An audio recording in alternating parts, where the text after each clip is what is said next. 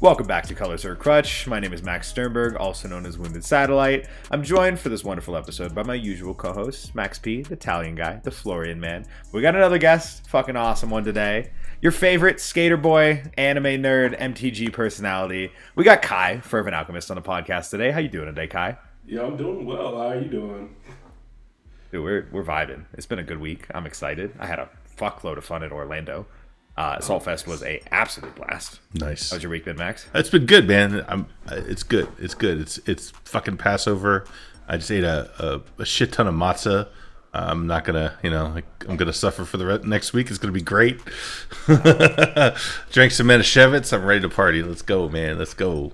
This is our quarterly episode where we will be breaking down our top 15 CEDH decks in the format, where we always bring on a nice fun guest for that one. Is your list ready, Kai? Yeah, it's about as ready as it should be. Yeah, I got a nice clean 15 here. So it's usually the last few are where it's really hard to cut it off for me. But I changed it up this time. My philosophy the last few times has always been just what I think the best pilot on that deck could accomplish, how good I think the deck is. I've decided to add in some data-focused recency bias to mine for the last few months of CEDH play. So even some decks that I personally don't think are that fucking good are on my list because they've been absolutely schlunking on people. So see, I'm struggling in the exact opposite way. Like I figured out which decks I think are the best decks, and then I looked at the data, and the data doesn't match what I think the best decks are. So either I'm just fucking wrong, or like it's an anomaly. I don't know. I have no idea. Yeah, I did the same thing.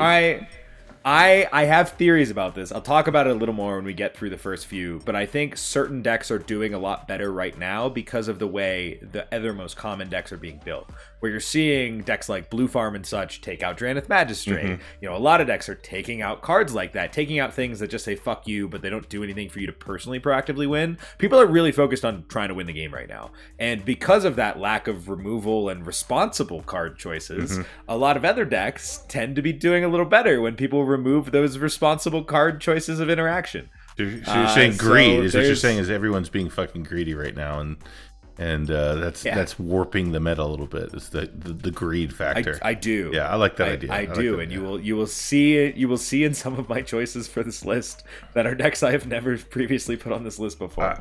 I will, but yeah, I mean, I will say, I thought I would have a harder time coming up with 15 decks than I did. Like I thought it was going to be hard, and then I'm like, damn, I'm at 16 decks. What do I do? And then I realized I had one deck on there twice. And I was like, oh, actually, that was fucking easy. We're done. Easy. Yeah, exactly. So, Kai, what was your philosophy going into this? Just Narset, or what'd you do? You know what? That was my original strategy, but my original strategy was actually I looked at the top 15 decks on EDH Top 16 first, and then I was like, you know what, this is pretty good, because I wanted to check out all of the decks that everybody actually plays, and then I formed my own opinion, and I got my own decks that I know in the back of my head are heavy hitters, and I've also seen people cook very well on these decks before, so that's my top 15. Let's get it. All right. So normally we're normally guest first on these things. I mean, I'm good to jump right in there. You guys good? Oh, you're just gonna jump the guest, huh? You're gonna just jump right over him. No. I'm saying Kai's guest is always first. First. Kai, what is your number 15 best CEDH deck in the format? Number 15. It's gonna be it's a deck that you really don't see as much. It's probably like 2 pilots that play this deck, but it's Jensen Turbo Nulls. Nice. Jensen Luris, or Jensen Luris. Yeah. They're always cooking on this deck, and they always do pretty well. So I don't think I've ever seen them have like a bad tournament run since I've seen them in person. But yeah, I think Jensen Luris Turbo Nulls is pretty up there. I can dig it. I like that. I like that a lot, actually.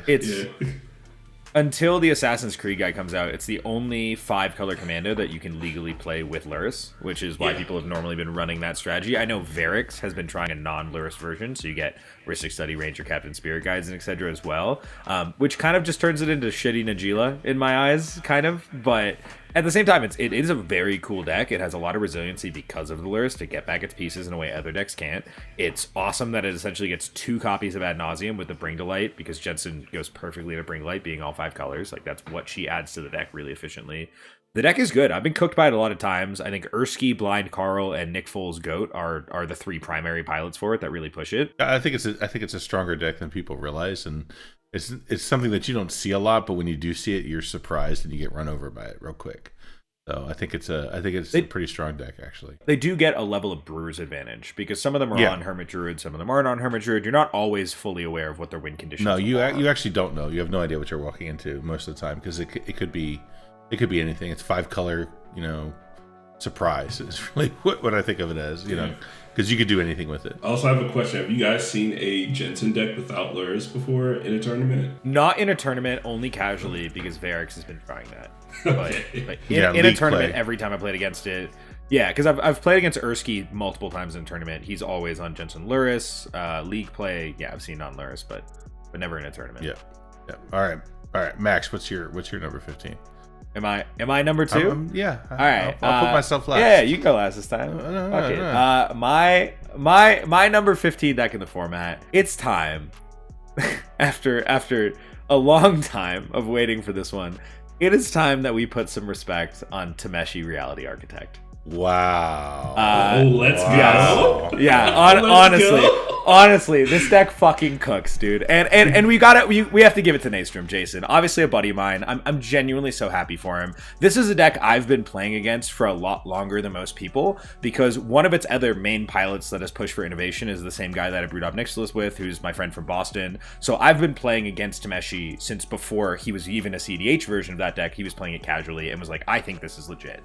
So I've been dealing with this deck for a very, very long time, and I understand its lines, and even as someone who knows the deck intricately, which most people do not, it is still really hard to play against. It's very resilient, it can do a lot of things, and it has been developed and cultivated into this really, really powerful strategy that can still dunk on people when they know what's up. But what's so powerful about this deck right now is it is maybe the best ultimate Brewer's deck advantage in the format, because people actively do not know what you're doing. They have no clue. That is why Naystrom's politics are like explaining to people what he could theoretically do and then do something else. But the deck is incredibly powerful. You got to give the props to Naystrom. He's the best pilot of it that exists in the world. He has been pushing it. He won the Time Twister event in Chicago on it. He went right there and backed that up with a top 4 at was that Mox Masters on Rock, or was that Chaos or whatever? He backed it up like the next week. It's a really, really cool deck. It's really difficult to interact with. It is super commander reliant. It struggles to win through Curse Totem, Graveyard Hate, a lot of very common things in the format. A lot of things do hit on the deck, which is one of the weaknesses of it, but it also has a billion answers to all of those things, and people just don't know what you're doing. I think the deck is awesome. I'm genuinely happy to put it in this place. It's a deck that I expect to start playing a little bit because it's been really fun to play when I've tried it, and people got to be ready for it. Tameshi's coming. The time is now for the Azorius little bitch. Dude, I love this pick at 15. Dude, I love it. I'm sitting here and I'm looking at my list and I want to change it. Like, I want to put it at 15 instead of what I got. There's still time. I mean, I'm not going to change it because I already picked something else, so I'm not going to change it. But damn, that you make a strong argument, and Jason is a beast, man. He is a hell of a player. He's a hell of a brewer, and he's really cooked with that deck. So tons of respect for it. I got to play it down in Punt City 3 and enjoy it, and that deck is legit, man. And I hope other people pick it up and try to run it. The biggest danger with it right now is it's got that one pilot problem. Where you have a deck that's just amazing. Like I know of a Rakdos deck, for example, that only one person or 2 people really play. That's amazing and doesn't get enough credit because only one pilot plays it. But yeah. And is your number 15 deck Florian? No. Is that what you put? Okay. No. But yeah. Kai, what do you think? What do you think of Tameshi, man? What do you think of Tameshi before I do my number 15? I love that deck so much, and it's always like Max said. They'll explain what they're gonna do and what they could be doing, and they just win the game out of nowhere, and you never know why or how. Yeah. Like they play what's that card called? The one with Mind Suspend. Over Matter. No. Suspend. Lotus Bloom. Yeah. Lotus Bloom. It's like Black Lotus. They get to play Black Lotus in their deck. It's insane. Yeah. Yeah. And it's a combo piece. Yeah. Yeah. So Yeah, it's insane. It's good. So shout out to Jason, dude. That deck is sick, man. We all love that deck at this point. So good shit. So my number 15 is Malcolm Vile Smasher. And I think that there's a bit of a divergence going on in CDH in general. I think that there's a Teamer direction, and then there's a Grixis direction. And a lot of the decks that you'll see that we talk about in the top 15, I'll talk about how it's either in the Teamer direction or in the Grixis direction. This is solidly in the Grixis direction. It's got all the Turbo Naj strategy built into it, plus Glinthorn Buccaneer is basically what it is in my mind, which makes it, got that one card win combo that can come out of nowhere, and makes it extremely dangerous. I think it's a little bit slower than Rogsai, but I think it's a little bit more dependable in terms of resource generation thanks to Malcolm. I think Vile Smasher doesn't do anything but create color, but I think the deck is legit. I think it's very powerful. I think it's fun to play. I've played it a couple times. I had a good time with it. And I think in the hands of the right pilots, you're going to see this deck put up results. Even though if you look at the data statistics, this is another example of what I was saying before, which is like, the data doesn't back it up. But I think the deck is solid, and I think it's just a question of pilots picking it up and succeeding with it to get up there. I kind of view Malcolm Vile as a modern take in the current meta as a better Anala, where you get the Grixis primary package with, a commander that doesn't actually enable much most of the time unless you have the right cards. But the big problem with Anala is you play a lot of hypothetically bad cards. Right. Like the deck is faster generically than Malcolm Vile is, because it has those access to Spellseeker lines and it can still do everything very, very quickly. But you do play more cards that are lower overall card quality, versus Malcolm Vile, you're really just adding in the Cuckaneer.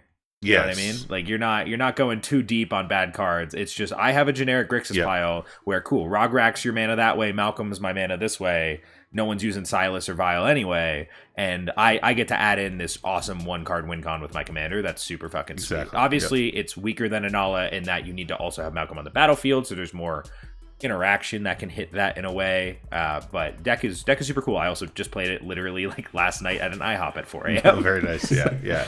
In Orlando. Yeah, it's fun. It's a good deck. What do you think, Kai? Yeah, I think the times that I've seen it, I've seen Jorman play it, and I've seen Max play it. Max Molinari? Judge Trickbound.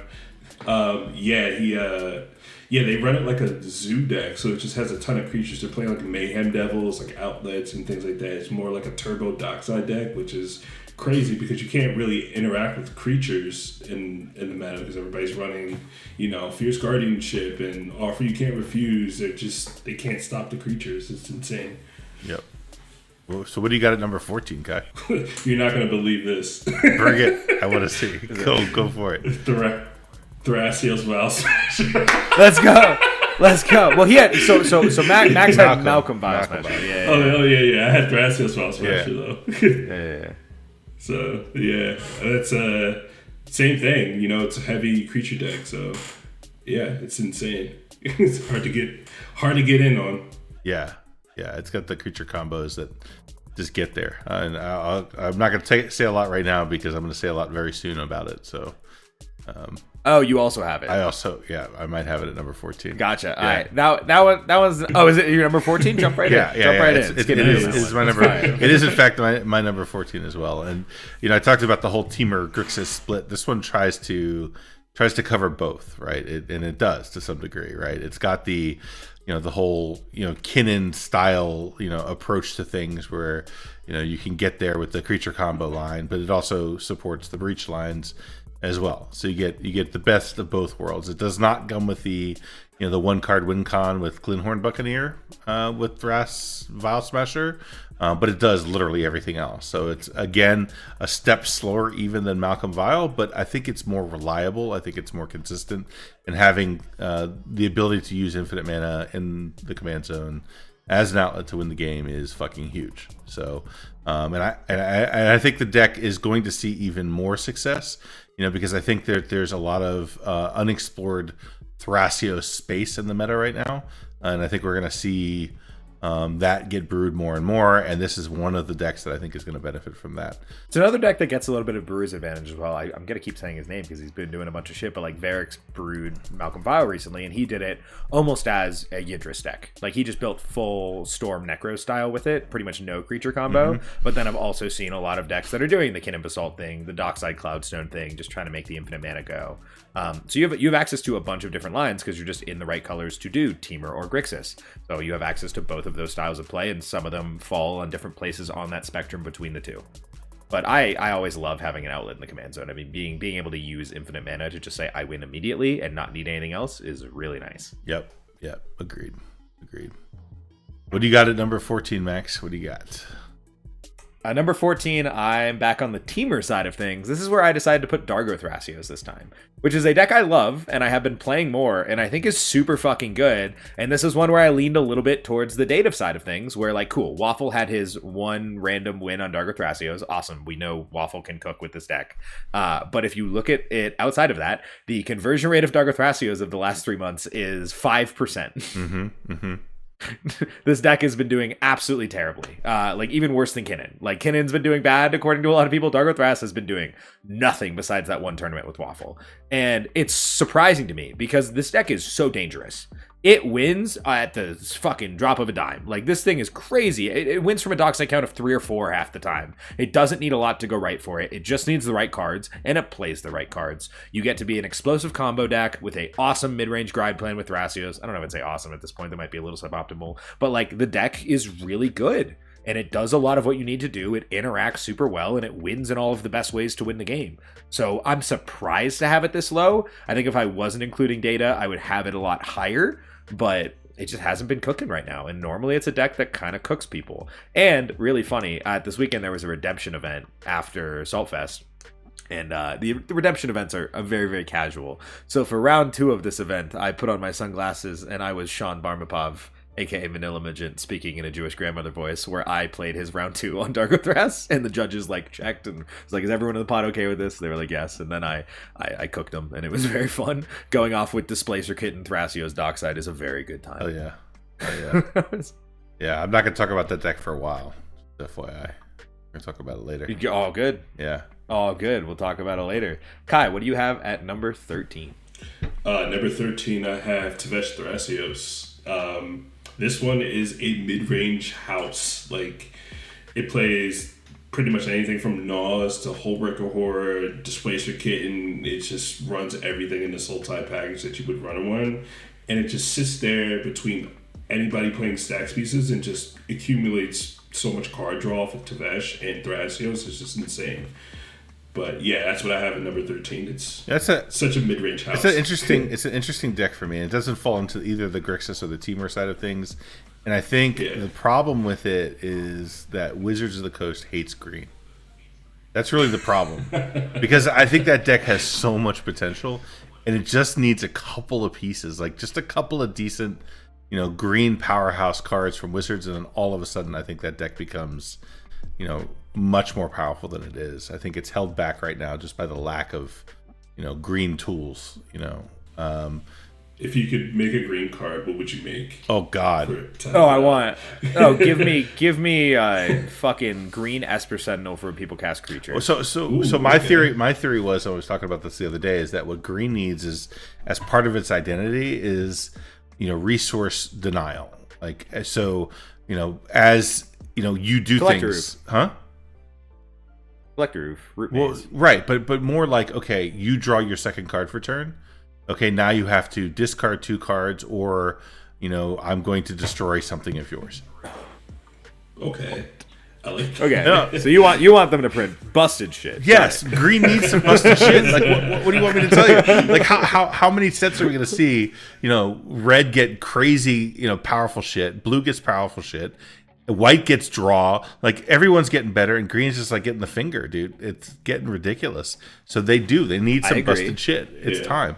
I do agree with the level of color pie identity where green is one of the best mana colors. And obviously the problem is in CDH you want to be more explosive, and green's mana production is permanent, it's not explosive. Right. So I would say more stuff like Culling Ritual would would be it. Yeah. But like I said, I want to see green get the ability to, like, as you progress your resources, green gets the ability to take them away. That's what I want to see. I do think that new card pest control probably could have been Golgari 100%. or Zorius. I totally agree with that. 100%. Especially because it's called pest control. Yeah. And green makes pests. But I guess then, white is rats. Whatever. But this actually, kind of what I have to say about this deck is going to fold really, really well into what I have to say about my number 13 deck, which is not the same, but similar colors. And obviously you picked Sultai. Miara Thrasio is still in your blood. You still liked it. I've played Tevish Thrasios. A guy who I play here locally has a deck built. It's really fun. You are correct. It is a mid-range house. It's kind of like a modern take on Tasigur, is how I view it a little bit, where you're just really committed to that grind, that card advantage. And it almost falls in that same boat as like Tevish Krom, where rather than just being explosive and having the capability of popping off, you're super reliant on that mid-range grind plan. But the problem is, I don't think your generic card advantage of Tevis and Thrasios is efficient enough consistently without the Rhystic Study plan to actually control and grind enough to stop the explosivity of the other decks you're up against. And that's what I think is really holding that deck back. It just lacks a little bit of that true explosive nature that other things can get, like Kinnan or Tevish Krom or similar-ish decks. I think that's the ability to snipe the win when it's right. But instead you have to trust that you can get to that point that you can have a window. Yeah, I like that. That's a good description. So what do you have at number 13, Max? At number 13, I have a deck that I had. This is probably the biggest number change of any deck on my list from previous. I have a Traxa Grand Unifier, a deck that has been doing absolutely booty hole garbage lately.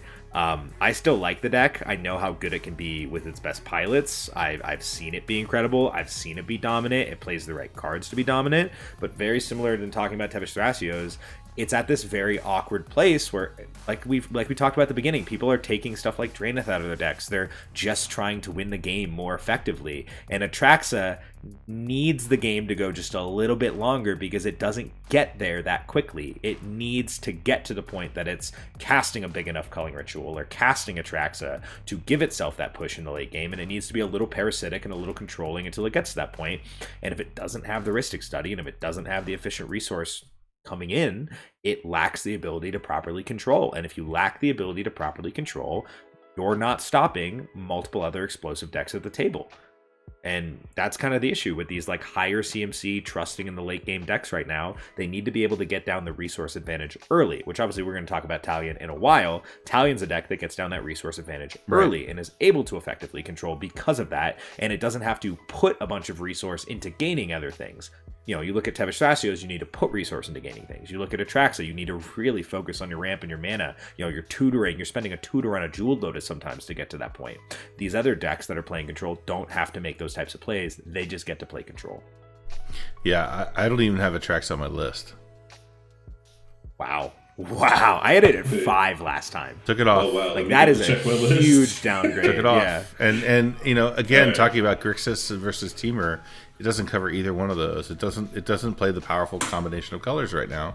If Atraxa had the access to red, it would be, you know, top 3 deck. But it Disgusting. But it doesn't. Yeah, disgusting. It doesn't have that explosive ability. So you're really relying on these mana rocks to get to Atraxa.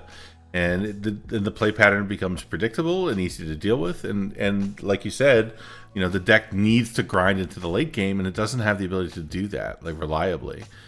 So it's just, you know, that's why it's performing so bad. There's exactly one pilot in my mind who's, you know, god tier, and that's NATO. And he's able to stretch that deck beyond its capabilities with his skill. And I think other than that, I don't think the deck belongs in the top 15 at this point. Sorry. Yeah. That's where I stand. Which I think it makes sense, because I think if you're playing a more controlling strategy, I don't know, actually, maybe that's better for proactive. NATO is one of those guys. His politics skills are not top tier, but his just pure magic fundamentals of playing good, clean magic are godly. Like, dude plays good magic. Oh, he's got his political skill is quiet. He's got the political. He has the political skill. It's just not. He doesn't yap. He's like reverse yap. Like, he doesn't yap, but he's holding on to the cards. Like, it's there, and he's still playing the table. He's just not doing it by talking. He speaks when spoken to. Yeah, exactly. Yeah, Speak softly and carry a force of will. You know. Exactly. So, all right. So my number 13, and this is the time I think for this deck to climb the list. It's gotten so much disrespect over the last, I don't know, 6 months or so. Ever since a cheater just shat all over the deck and ruined its reputation. Corvald. Yes, Corvald. Corvald is my number 13. I think the deck is legit and deserves to earn its respect back at this point. Eric took it and dominated at Punt City 3 and showed all of us what the deck is capable of. It's explosive, it's powerful, it's essentially got that Grixis element to it without the blue, which and more than makes up for it with the inherent draw capability that Corvald just brings to the table thanks to Dockside. I think the deck is extremely powerful. I think if more people pick it up, we're going to see it put up results over the next 6 months to a year. If I could have had a 16, Corvald would have been my 16. I was very close to putting Corvald on. It was one of the ones that I looked at. It's in a good place right now where everyone's just trying to win and they're not playing Draneth and they're not doing the things. And Corvald's just like, oh, you're not playing onboard removal right now and you're trying to ramp out your mana rocks? Get dunked on. Yeah. like draw your cards and get stop me. on. Come at me. What you got? Yeah. Yeah. Yeah, the deck's so inevitable. Like you see everything that's going to happen, and you can't stop it. Yeah, Corvald it's just a house when it comes to like Dockside and sacrificing treasures and things like that. You can't stop it. Yeah, it is one of those decks though. You can see the way Eric built it, very similar to philosophy to where my Ob Nixilis deck now is, where he cut all the fat. All the like suboptimal answers, all the things that are like, oh, maybe this is for my shitty situations in case, all that's gone. It's just pure, I'm winning the game gas right now. And when your deck is pure winning the game gas right now, it begs the question, stop me if you fucking can. Yeah, and you've heard Eric talk about, like, if you go to Lamora's cards and listen to his conversation about his Punt City 3 experience, like, he has no problem being patient. Like, you don't have to rush the win. You don't have to rush Corvald into play. You can sit back and chill based on what's happening with the pod, and then wait for the window and seize the hell out of it. Like, Corvald jumps into that window and explodes. So if you don't have to win on turn 2, you can wait and win out of nowhere. That deck is extremely, extremely dangerous. I know that whenever I see it in a pod, I respect the hell out of it, and I'm very careful around it. So, yeah, good shit. That and Dargo Thras are the two decks I'm most afraid of from 4th seat. Oh yeah, definitely. Yeah. All right, Kai, what do you got for number 12, man? What do you got for 12? Wow. Man, you guys are kind of on it. I got for number 12, I got Dargo Thracius. Nice. Let's go. It's like you guys are like reading my mind here. Like I'm like clicking down the list. Like I try to throw something in. Like it's Dargo Thracius. Yeah, I know. Like Freedom Waffle's been cooking on that deck for a while, and we got Sean cooking on it for a while, and it's a really good deck, hard to interact with. Also, Ashani picked it up lately. He's killing it.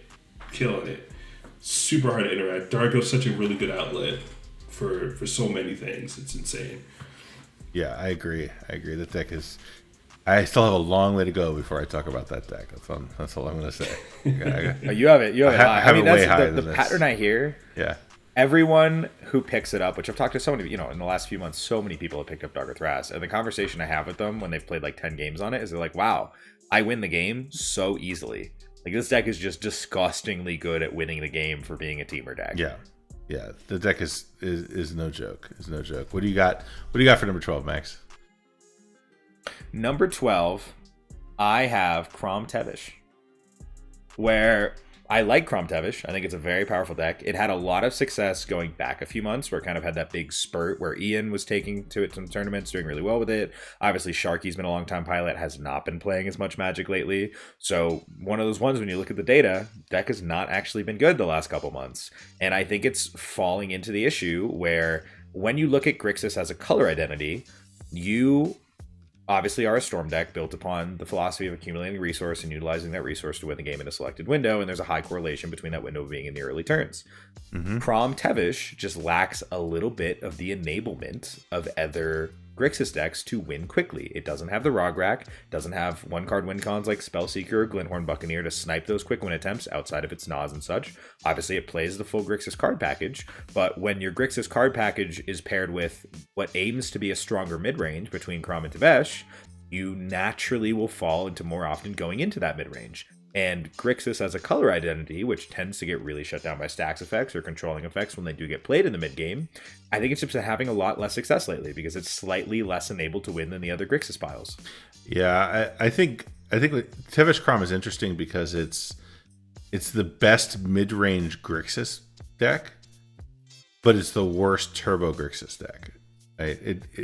There are games where it's going to luck out and hit a good hand and get those powerful resources early and be able to do the same thing that regular Grixis decks do, but most of the time it's not. Most of the time it's going to have to pivot into the mid-range plan in order to win the game.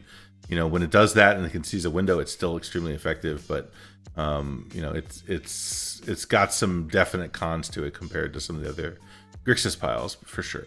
Although I have it ranked a lot higher. Yeah, go on. For sure. I've come to like a philosophical brewing point with my decks right now, where obviously Kinnon's kind of an exception because Kinnon just falls into every category with what it can do. But when you look at decks like Talion and Obnixilis and the way I've been designing things lately, I've been really focused on fuck being prepared for your suboptimal situations, lean into your strengths as much as you can. We're like, I cut all the gas. Talion, I don't care about having more win cons. I just want to control. Like, lean into what your deck does well and trust in what it does well to make your deck the best that it can be at doing what it wants to do. And I think Crom Tevesh leans the farthest of the viable Grixis piles at doing what those colors want it to be doing. That's a pretty strong analysis. I agree with that. What do you think, Guy? Yeah, I would likely to agree, but I'm going to let you know that I do have them on my list as well. Nice. So I don't want to give away too much. Nice. No. We will save it. We'll save it. Yeah. All right. So my number 12. Okay. And this is hard to say because I know a certain German who's going to be very upset with me for putting it this low. Holy shit! Yeah, but I have Najila at number 12. Wow. Let's sink in. Okay. The Warrior Queen. The Blade of Blossoms has fallen very far. 12. In our first ever video like this, we both had Najila at number 1. Yeah, I remember. That is a fall from grace, my guy. Yeah. It just isn't doing the thing anymore. It doesn't have any card advantage in the command zone. Yes, it has powerful one card win cons, but they're very telegraphed and predictable. Minus you're shaking your head, but I think they're very predictable. Like you're looking at they're creature removal based interruptible combos, right? If you can remove the creature, then they have a hard time winning with the Grim Hireling Najila Derevi combos that just don't work as well in a removal heavy meta that we have right now. I think that Memo is a god tier pilot, and he's able to take that deck and do things with it that very few other pilots can do. So he's able to again stretch beyond the capabilities of the deck in the current meta. But I think right now Najila is a struggle. It's a struggle to do well in the current meta with the answers that people are playing right now. That's just where I'm at. And again, this goes back to the whole green Wizards hates green thing. I think if you give a couple more, broken cards in green, and then I think Najila takes advantage of those and can do a little bit more than it's doing right now. But well, they did. They got a Silence Cat Warrior Cutzel recently. Yeah. Nobody's swinging with that though. They play Cutzel. Well, are they swinging with it? No, but if someone's open, they get an extra token. But I disagree with you that we're in a removal heavy meta. I think we're in a removal light meta, and that's the issue, and that's why a lot of decks are able to flourish. But what terrifies me about Najila, and always has, and continues to, and I will talk about Najila more when we get a little higher up this list. But it's the fact that it's the only deck in the format that beats you in every way, and I think it's hard to always know which line they're going for. You can get some context clues by what lands they fetch for. If they have fetch lands, that can be the biggest tell for trying to predict what lines they're on. But if they are able to get down the command towers, mana confluence, other types of lands where you don't know what colors they're trying to produce, then it's really difficult to know, are they going for Naz? Are they going for breach lines? Are they going for Thoracle? Are they going to Culling Writ you? Are they going to go for the combat kills? The fact that they have the whole package of win cons that are essentially on the stack and Stormy, the Naz breach piles that the Grixis decks get, but they also get the onboard kills with combat. They're killing you in both ways, and it can be very difficult to know which types of interaction you need to hold and prepare for. Yeah, I think that's fair, but I think we'll talk a lot more about the creature removal meta, because I think that across the majority of the meta, minus one particular deck, I don't think removal is less than it was. Like, there's one deck in particular that we'll talk about at some point that has gone light on removal. Blue Farm. Yes, Blue Farm. Yeah, Blue Farm, exactly. That's gone light on removal, but I think the rest of the meta has not, and I think that the answers that are good against Blue Farm are great against Najeela, and I think everyone's packing them right now. So I think that's a big part of the problem. I will say, when we talk about Blue Farm making a change, though, which Blue Farm has been making some pretty serious changes that most pilots are adopting, like, Blue Farm is such a ridiculously high percentage of the meta that it is a very felt effect when just that deck changes. No, fair. That's fair. All right, what do you got at number 11, Kai? Ooh, number 11. All right, that's a really good segue. You guys talk about Blue Farm, but I got Blue's Clues. Nice. Yeah, Blue Farm's little brother. Yeah, you can play that deck in so many different ways, and that's one deck that you can play in 4 colors that you can turn on your Mox Amber super quick. It also has a infinite mana outlet within what's the black and white one? Wernog/Will. Yeah. Oh yeah, Wernog. I always call it Will because it's easier, but and I like Will from Stranger Things. But yeah, it's a really good deck, and it's also a Scepter deck, which I don't think they run that anymore, but it used to be a Scepter deck. Yeah. And some versions they're also running like Hullbreaker Horror. They're just popping Hullbreaker Horror into play with that. Yeah, it's a really cool deck, and it's a nice little like concise package of like the Blue Farm package, and it's really cool. Yeah, you lose the advantage of Tymna in the command zone, which is the biggest difference in terms of just having generic card advantage. But, I mean, we talked earlier about how much it feels really good to just have an infinite mana outlet in your command zone. And theirs isn't exactly an infinite mana outlet. It's an infinite mana plus bounce ability type outlet. So your Cloudstone effects, your Baron Master Wizard effects, your Hullbreaker Horror effects, anything that does that blinking style of effect says you lose right now. And they're really good at setting that up. I'd almost compare the deck more like Breya in a sense, where it doesn't utilize infinite mana the same way as Breya. Breya is a pure outlet because she sacrifices herself, but it's kind of that in between of Breya and Blue Farm in a sense. Yeah, I agree with that. I also agree with that. Yeah, it just so happens that most of the infinite mana combos are bounce combos, so it will just takes advantage of that beautifully. It also sets up beautiful docksides because everyone's going to want that clue, so I can draw a card, and that feeds the dockside. Dude, beautiful. It's wild. It's wild how good that is for dockside. Like, that's why they're playing. That's a deck that plays Get Lost because their dockside count matters. Yeah, 100%. Well, what do you got at 11, Max? At 11, I have my first in a string of very commander-centric decks that I think are rewarded by the current meta, and I have to put respect on because they've been absolutely dunking on people lately. I have Crutch Sakashima, a deck that beat us in Mox Masters January, won the whole thing, that just took down the Saltfest 10K 2 days ago from this recording.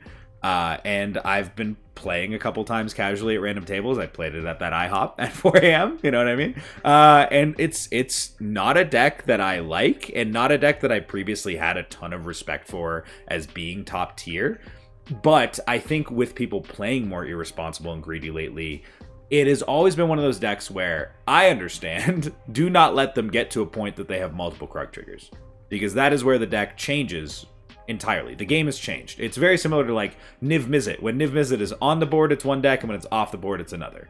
Krakashima is just like that. If they assemble the point where they have multiple Crutch triggers, that deck plays so much interaction, so much free interaction specifically, so that they can just keep doing it if it fails, and so much card draw. So if you get to the point that you have Krark and Sakashima, or Krark and a Veyron, or Harmonic Prodigy, whatever way you're getting to the point of multiple triggers, oh, you're in for a rough one. That is a deck that can 3v1 a table no problem, where they're like, cool, everything you do, Fierce Guardianship. I would like to cast it 6 times and counter everything, and it's still in my hand. Oh, this Deflecting Swat that I just dunked on you with like 6 times, it's still in my hand. They don't lose it. That Flusterstorm, I still get the Storm trigger. You want me to roll for it another time? I don't give a shit. Like, they have so much interaction that is broken with Krark triggers. And obviously the effects just with having a Gitaxian probe and saying, cool, that's my Adnos. Like, they have so many unique broken interactions that the game is just get down my commanders and then I'm going to fucking dunk on you. And if people do not respect those commanders, it succeeds at that incredibly, incredibly well. And it's really hard to interact with once you have them on the battlefield because they have so much interaction that they can repeatedly use. I do think it is very important to have a pilot that understands when to play their commanders and when to do certain things. It is not a deck that you want to go into blind and just say, we're in Vegas, baby, let's have fun and see if it works out. Like, if you want to have success with the deck, you need to have an understanding of when to play your commanders, when to cast your specific spells, how to do it, how to politic with the table, try and get the eyes off you a little bit. But if you can do all of that, we've seen a lot of pilots have an incredible amount of success on Kagoshima, and I think it's a deck that's going to stick around for a while, and especially as people are playing a little more proactively and a little more irresponsibly, it's a deck I think is going to continue to have success. So let me give you my opinion on Krark. Let me just try to express myself clearly here. So in the format, there is only one commander that I hate and despise more than Krark. And that's Tayam. And that's the only commander that I hate more than Krark. And I hate Krark from every possible angle. I hate playing against Krark. I also hate playing Krark. The reason being is this, very simple. It introduces more inconsistency into a format that's already struggles with inconsistency. So yes, it's going to have games where it pops off and everything goes according to plan and it's completely juggernaut unstoppable. It's also going to have games where your opponents are intelligent about keeping multiple triggers off the battlefield and you just lose to your own Krark. Right? That's going to happen. And I've seen it happen over and over and over again. So I tried to brew up a Tymna Krark deck at one point recently, and I found that I wanted to stab myself in the face because I was so tired of what should have been a win losing because I flipped bad, even with multiple triggers. Can we not judge Kagoshima on your bullshit Mardu? No, I'm not though. I'm not though. I'm not though. You only had one Krark. Yeah, you had one. No, because you can have Krark, you got Roman Throne, you got Delny, there's a whole bunch of doublers now available in the format, and it doesn't matter. You can have the doublers, and you can still fucking flip wrong. But you don't get misdirection. You don't get fierce guardianship. But you don't get force. But to be clear, force, mind break trap. Like no. To be clear, yes, Tymna Krark is like the worst way to play Krark out of the possible options, right? And I'm not saying that's not true, but I've also played, Krark Sakashima, and it's the best way to play it. But I've also seen Krark Thrasios, and they all are miserable suckers of fun. They're miserable on every level. I hate them. To be clear, I hate this deck. I also hate it. It goes against everything that I value in brewing, which is consistency. Yes. But we're not talking about what we like here, Max. We're talking about what's fucking good. And what I cannot deny with what it has done in recent memory is that Kagoshima is a real good deck. Krark can't make it into my list. Sorry, can't make it in my list. Okay, that's fine. And even though some of my favorite brewers on the planet are Krark brewers, I will not put that insufferable little goblin shithead in my top 15. It's not going to do it. Do you know what do you know how every time you sit down in a tournament and it's a Kagoshima pilot, if you give him the elevator eyes up and down, they're always just an eclectic looking motherfucker. Yeah. Like they always have a very specific style to them. And you're like, yeah, you play Krark, it makes sense. That's so funny. All right. So my number 11. What the fuck do I have at number 11? Let me look again. I already forgot. Okay, yeah. All right. So this is a deck that I have disrespected for a long time. I just disrespect the crap out of it. No. I'm next to make my list. So you're joking. No, it didn't make my list. But here's the thing, right? You're fucking fuck you. What? I'm next to make my list, dude. You put it at like 8 last time. Yeah, I've come to my senses. Holy shit. Yeah. Okay. Hey, wait. What is this?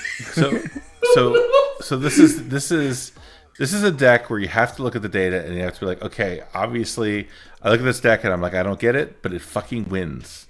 It fucking wins. It wins consistently. It just took down a tournament. It's a mono red deck. It is fucking Magda. And, you know, I can't say that I completely understand. But at some point, you have to accept the data, and it tells us that this deck is legit. So I have it at 11. I think that's the. It might even be low. It might even be a too low a spot for it. Honestly, the deck is mine is higher. Yeah.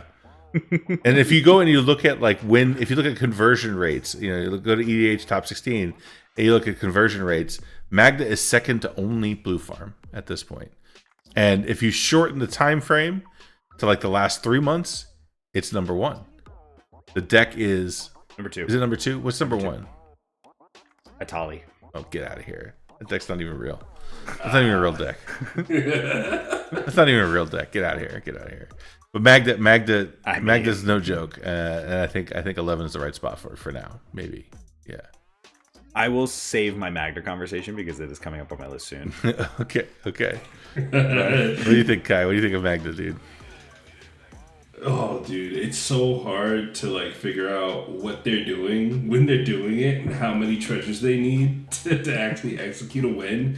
And like everybody's like, oh my god, it's 5. And everybody has to like come together and try to pick apart the deck, and it's just like it's so hard. But yeah, it's like usually I've heard they need like 8 or like 10 treasures, and it's a myth about how many treasures they need to actually win, so I never know. I just know I have to remove the Magda every single time it comes down. So it's really good, and it's really hard to interact with. Even Curse, what is it? Not Curse Totem. Curse Totem. Is it? Curse Totem shuts off the ability, which is very, very good against it, yeah. Oh, I was thinking No Rod, and like Collector Oof. That doesn't even care. Some Magda decks play No Rod. Yeah, they don't even care. Yeah, they don't even care. It's fucking wild. Yeah, Curse Totem, Oppo Agent. Those are the big silver bullets against it. But you know, it folds to the same shit as Sisay. Yeah, but it's got the answers for those. It's got good removal that hits artifacts, good removal that hits creatures. So you know, it's armed. So like you have to play the piece, the silver bullet, and then beg the table to protect the crap out of it. Because as soon as it's gone, the game's over. A lot of their answers though are split second and channel abilities. Yeah, it's rough. So it's like they're like got him. like yeah.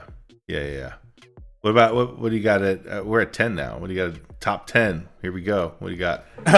My number 10 deck in the format. Let him cook. Can you put on the Jurassic Park theme song in this section for me? No. My number 10 deck in the format right now. No. Again, not a deck. If I was not using data, this is not a 10.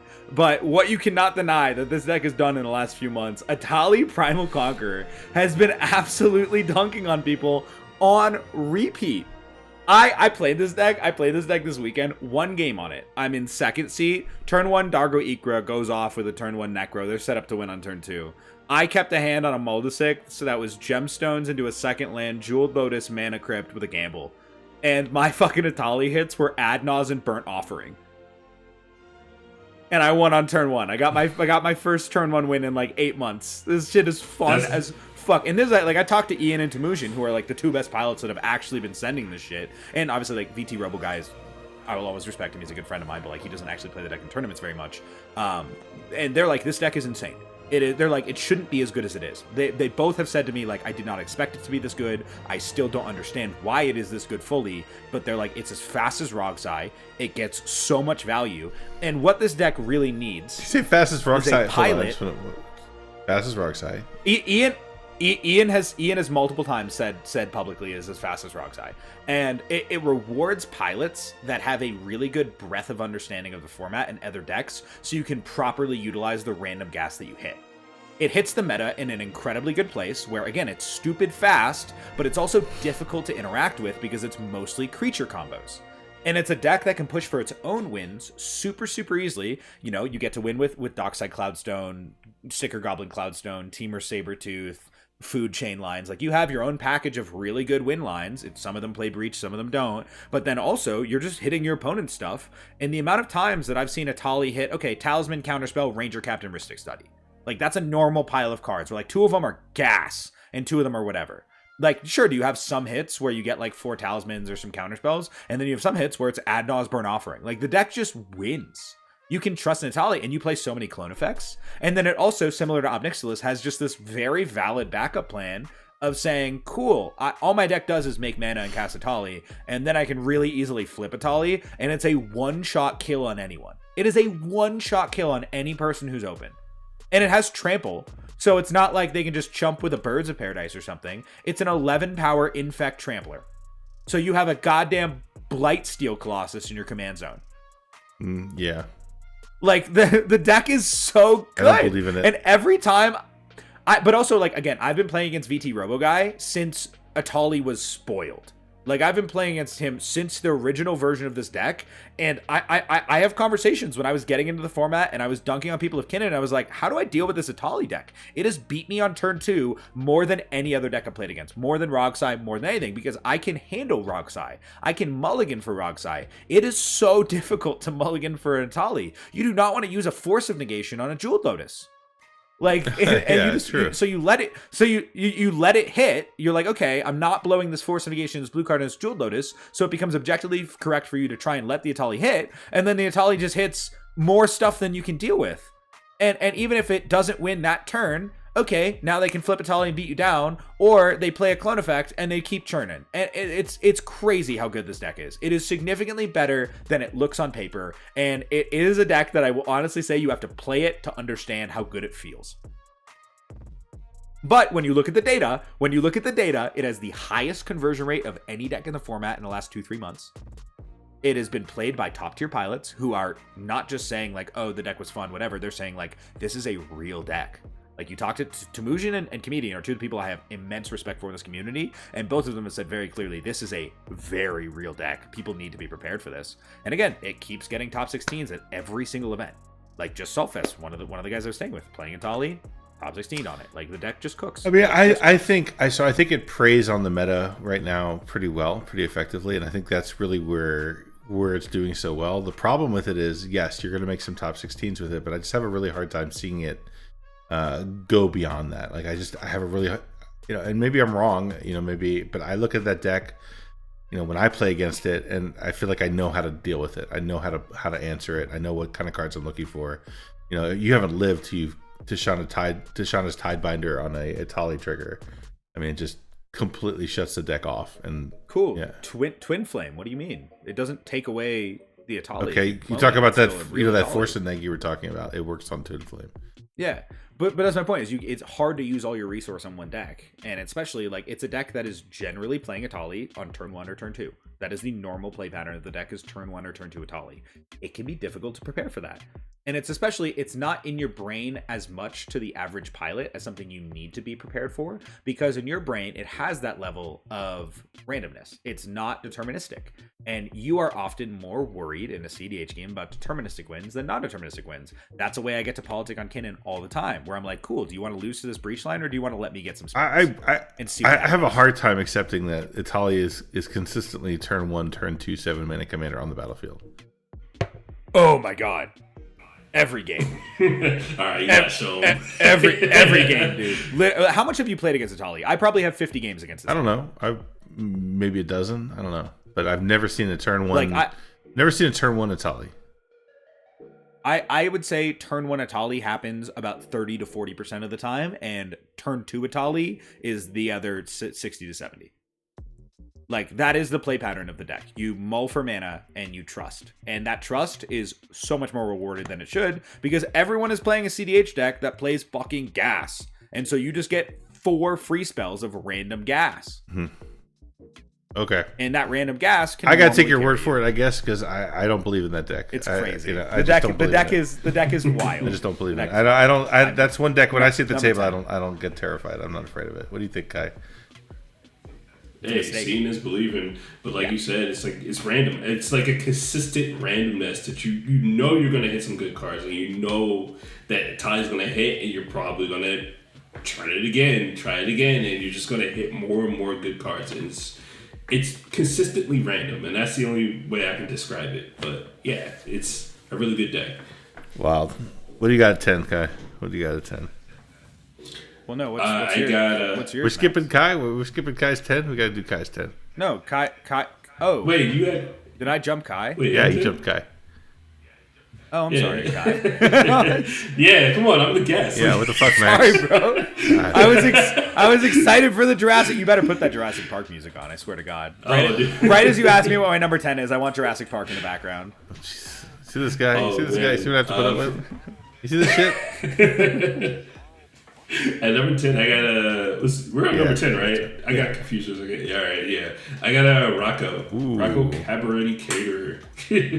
Yeah, that deck's super hard to interact with, and it's chock full of like 2-card creature win conditions, and one of them's already in your command zone, so it's just easy claps from there. Like, yeah, you just suitors up Dockside on like turn 1, turn 2, turn 3, and then you go ahead and find the other half in your deck or in your hand. So yeah, it's super repeatable. You can just recast Rocco over and over and over again. Really good food chain outlet. It's really good. Very hard to interact with. Yeah, I haven't seen Rocco in a while. Like I think Yeah, it's kind of, I haven't seen the meta in a bit. I think the biggest problem with Rocco is just the colors. The Naya colors are lacking a lot of tools. So you get your shot with Rocco, and then the deck can't do a whole lot without Rocco. I think. It doesn't have card engines. It doesn't have. It doesn't have card velocity. It doesn't have card advantage. So if for whatever reason you can't play Rocco, or there's like an Oppo agent out, or whatever, the deck has a really hard time getting going. I think that's the biggest knock against it for me. But if you can, like if you're in a pod where you can play that Rocco and get the Rocco in, that deck can be extremely explosive and dangerous. So I understand why it's on your list. I don't have it in my top 15 at all. Neither do I. But again, if WotC decides to stop being an asshole to green, then we might see this list get good again. I mean, Rocco, it falls into a similar category as like Sisay and Magda, the kind of tutor commanders, where because you get to tutor and because you are able to silver bullet what is best for that situation, it's a deck that is capable of explosively winning the game when it's in the spot to just do that. But if it's not in the spot to do that, it's able to silver bullet the right pieces to grind very effectively. And having that flexibility between grind game that can also stop your opponents with the right pieces, pivoting into explosive immediate win attempt is a very powerful thing to have. And it sets itself up super, super well. I mean, the fact that it can just go Wirewood Symbiote to make sure you can keep getting it back on your first Rocco activation and then just keep getting more and more every turn. Rocco is absolutely a deck that I view in the category as inevitable. It will get there eventually. You just can't let it get there. But yes, it folds super, super hard to Opposition Agent because of that. Luckily, though, it doesn't fold to Curse Totem. Right, which a lot of the other decks in the similar category do. Well, the Curse Totem is pretty effective against it, and just in shutting off dorks and things like that, slow it down a little bit. Mm-hmm. But yeah.